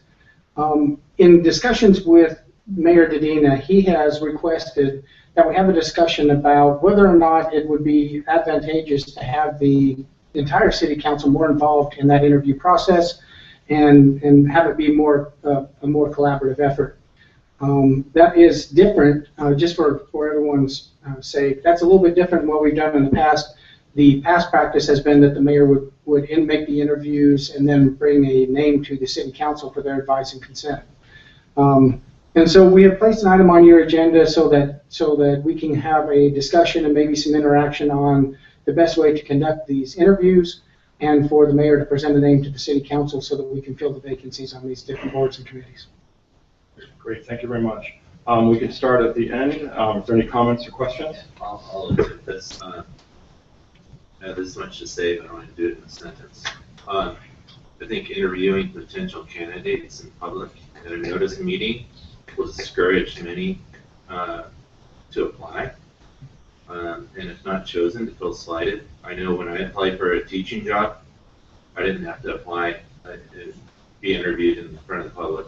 And I think we lose some very good candidates who really might want this position. I like how it's being done now. I like to look at their resumes and decide that way. Thank you. Councilmember Bragg. Thank you, Councilmember Patton. That's an interesting analysis of it. I didn't quite have that take on it. I hadn't thought about it that way. I was very appreciative to have this on the agenda at all. And I think my colleague, Mr. Spriggs, was too, as members who have a longer tenure. It's important to me to be able to talk with these candidates, get their feel for it. I was reminded of how we select our port commissioner. They're brought into us. We each ask a question. We ask them, why do you want to be? way to fulfill this role. And I think that's important. I felt in the past that I was left out of that process. And sometimes I would wonder, why did that person get picked? So I wanted to be part of this process, so I appreciate that. But I hear what you're saying. That could be kind of just not very comfortable for people. And I don't know how else we do that. If it has to be, I don't know if legally it has to be done at a noticed meeting. It can be in more of a workshop environment. I'm not sure about the legalities. The only other comment that I have is, here in our staff report, it says that participation by council members is not mandatory, but if somebody could be there or not, I think it's either all or nothing. Either we're all there or not. So that's why maybe you could address legally how we could achieve this goal with giving, I think you're right, somebody could be really uncomfortable, especially if you weren't selected. Because of the Brown Act, if all 5 council members want to participate in the interview, you have to do it at a noticed meeting, but it can be, as we did the Port Commission interviews, afternoon meeting in the community room, so it takes it to a different level. It's not televised, it's not recorded, it's just, but it still needs to be a public meeting. So your other option is to have a subcommittee of council members do the interviews. And from that perspective, the interviews wouldn't need to be public. It would just be 2 council members participating to do the interviews and then making a recommendation to the whole council at a city council meeting of who you would like to recommend for appointment. Okay. I just wanted to follow that up. I think the suggestion by our colleague that this could have a kind of chilling effect, by Mr. Patton, that this could have a chilling effect on people coming forward to be in the public glare, etc., is a very valid concern. We really do want the best people to come forward and to have some choices, not just the ones who are big ego to come forward. People to really serve the community. Is there any way we could do this by a noticed meeting and closed session for the interviews? In my opinion, you can't do it in closed session. So that seems to leave us then with the idea of a subcommittee of 2 council members for any given set of interviews. And we suggested that would be one way that we could do this without having to have a noticed meeting. Right, and my suggestion would be you could have different subcommittees for different commissions so that everybody could have some participation, but you have to keep the two that are interviewing the candidates for one particular commission need to remain the same. And then you would come to the council meeting and recommend, your person to the rest of the council members in public session. But you could have, you have different commissions, so you could have different subcommittees. If we were able to use closed session, not to be a dead horse, for the interviews of, say, city managers, because that's the only position that the city council has oversight on the city staff, why wouldn't the same thing apply to these committee or commission members? The Brown Act specifically has, calls out the city manager and the city attorney as council appointments, and the ability to interview in closed session is settled. It's settled law about council being able to interview. Just for your information, I did check with my colleagues throughout the county, and their clients, their cities, do not do these interviews in closed session. In fact, I've even sat in at one of our other clients' council meeting when they did do these interviews in open session. So, and they did it at a regular council meeting. They didn't even do it in an afternoon meeting. So, I don't believe that's the direction. I wouldn't recommend that to the council, doing these interviews in closed session. We're a small community, and word gets around, and people talk. If we were a big city or something, maybe that would work. But I don't know. I'm kind of concerned about, people not wanting to come forward and subject themselves to that kind of a process here. So I think I support the idea of the subcommittee. And Mr. Mayor, thank you for even opening this up, because previously this was a very mayor-centric selection process. Councilmember Bilbray. Just a comment, it was Councilmember Bilbray's father, former Congressman Brian Bilbray, former Mayor Brian Bilbray, was here this evening and reminded me of when I was appointed to the Imperial Beach Youth Commission back in, I think, 1979 or 1978, when I was 15. And we actually back then did have an open process that you had to come, if you were selected or put your name forward for a board, you actually had to come to a full council meeting and actually be interviewed by the council. I was interviewed by your father, Councilmember Bilbray, and Hazel Bailey. And every member, we had a youth commission, all of us, that's the way things were done. So I think the idea was to have the highest standards of transparency and openness. I'm not sure it's about ego as much as it's about making sure that the council, we have a full range of viewpoints and questions, and people feel like the council feels like they're included, but also I think that the public has an opportunity to evaluate and observe and participate in the process. So I look at it as a form of leadership development. I think most of these boards and commissions, all of the committees are held in public. People are required to field questions from the public. They're in the public eye. So I would hope that the folks that are interested in applying understand it's a very public leadership type of role, and that that they understand that when we achieve the highest standards of transparency and openness, it only sort of serves to, I guess, really build leadership and transparency and accountability in our community. So I guess that's the only statement. I would hope that the council would support their involvement in this process, but that's something that the council really has to decide.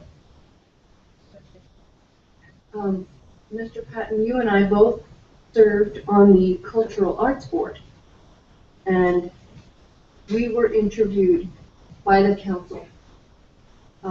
And so, and I, you know what, I didn't find it uncomfortable, but I guess that's just me. Yeah, it was really interesting to be there with the other candidates, to hear their responses as compared to what my responses were. And I remember there was one commission I had applied for, and I wasn't put on that commission, but it wasn't the end of the world either. I have to agree with you, Mr. Mayor. These are leadership opportunities for our community. And the selection process is part of that. You know, it's part of going through that. It may be uncomfortable, but that is just part of the nature of it. I loved our process of selecting our fourth commissioner, where, you know, they were in front of all of us. I certainly enjoyed the opportunity to be part of the selection process. It's different from the way it was before, and I want to thank you for having this on the agenda so that we can at least have this discussion. So thank you for that. And I like the options, you know, like you're saying, you know, having this on here. And you got picked, I got picked on those committees. And somebody interviewing in public and you don't get picked, and then you're walking out with your head down. And it has to be embarrassing for somebody to be a volunteer. And I've seen a lot of these committees not get filled. We didn't have enough candidates. So, I don't know, that's just my feeling on it. Yeah, Councilmember Bilbray. Just to piggyback on to what Councilmember Patton's saying, think about the kids. You know, a lot of these kids are, you know, stepping up, doing something new, and just like he was saying, hanging your head low, it can really discourage the young folks from coming out and sitting in front of 5 of us. And while we grill them or, you know, joke around with them or whatever, it can be very intimidating for a young high school student to come up and really give a good presentation to be picked on one of these council or one of these committees. So if I remember right, Dad had one other council member. He said Hazel Bailey, right? Yeah, but it was in front of the full council meeting. I don't remember. I remember. Usually, I remember Hazel and your father. Usually, what he did was he always had one other council member with him for whatever committee appointments that he picked. be it council appointments or the other committees. Thank you. We kind of have a couple different views of this. I think one way we could handle it depends on the number of applicants who show up. If there are a lot of applicants, and we'll see that in writing before there's any public meeting, maybe those applicants could be reduced to the sort of finalists by a committee, and then the finalists would be interviewed at an open session. I'm just trying to figure out a way we can, have the best of both, so that it could be that there are either some young people or less experienced people who are in the pool, and that a more informal interview process may allow them to more confidently. This is a developmental process. I mean, the first thing is to be willing to volunteer, to put yourself forward. The next thing is the growth process. When you go through an interview process like that, and you start serving on one of these boards, the whole thing is to help develop people from the standpoint of being maybe an everyday citizen who's not involved in anything to being capable of serving on the council or running for mayor or whatever. It's not all ready-made in any person's case. It's developmental. And I just don't want to see us create a barrier to that sort of potential that any of our people have in the community. So if we could have an informal, if it isn't too complicated to have an informal process to make the initial interviews and then a more formal process for finalists, I think that could probably achieve the goal of not barring people and at the same time having a full and open process for the final decisions.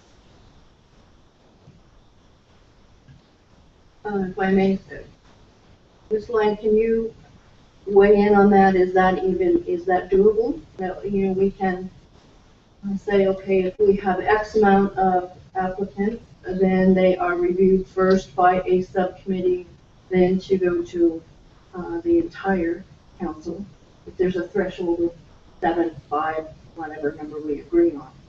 Yes, that'd be fine. Okay.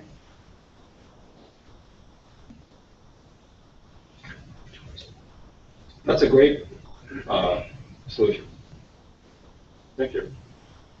So I guess, I'm sorry, you got anything to add? That was just gonna add, maybe so we can, because we never know how many openings there's gonna be, rather than a 3 or 5, maybe it's twice the number of open seats if you're gonna go that direction or something like that. Like, sometimes it might be 3 open seats, and sometimes it might only be 1. At least it gives us some definition of how many people you have there. Okay, so let me make sure I'm clear about what the motion that we're entertaining. So, is there any other discussion? So the motion, we're entertaining a motion that we would have a subcommittee review the applications and make final recommendations for the final, and have an open committee review and interview the final applicants. Is that correct? If there are double the number of applicants for the position. For example, if there is 2 open positions and there are only 3 candidates, then we may well interview all. Councilmember Bilbright, do you have a comment? I'd just like to, because I'm seeing this Councilmember Patton over there wanting to begin the conversation, but he's kind of being held back. I'd like to make a motion to continue this to the next meeting so that Councilmember Patton has a chance to really engage in this discussion. When is your dentist appointment? Maybe that's Well, I think the issue is that we have some applications pending, and so I think we have a second to stay this. Continue. Great. So I make a motion. I'm entertaining a motion to just stay this until the next council meeting. Is there a motion? There's been a motion and a second. Second. Okay, thank you. Is there a vote? Please vote.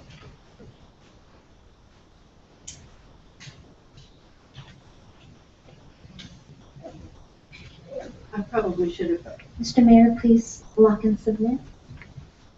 probably should have said this before we voted, but, when this comes back to us with the two comments from Councilmember Spriggs and also City Manager Hall about if there's, how many, what is that threshold number gonna be? So that when this comes back, was that included in it?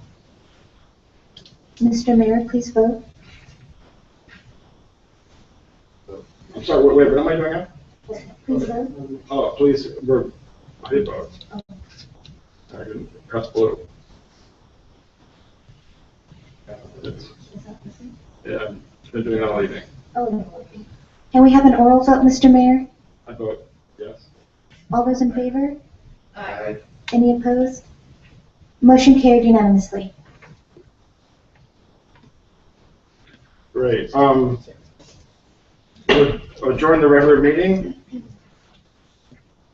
And I have to call closed session to order.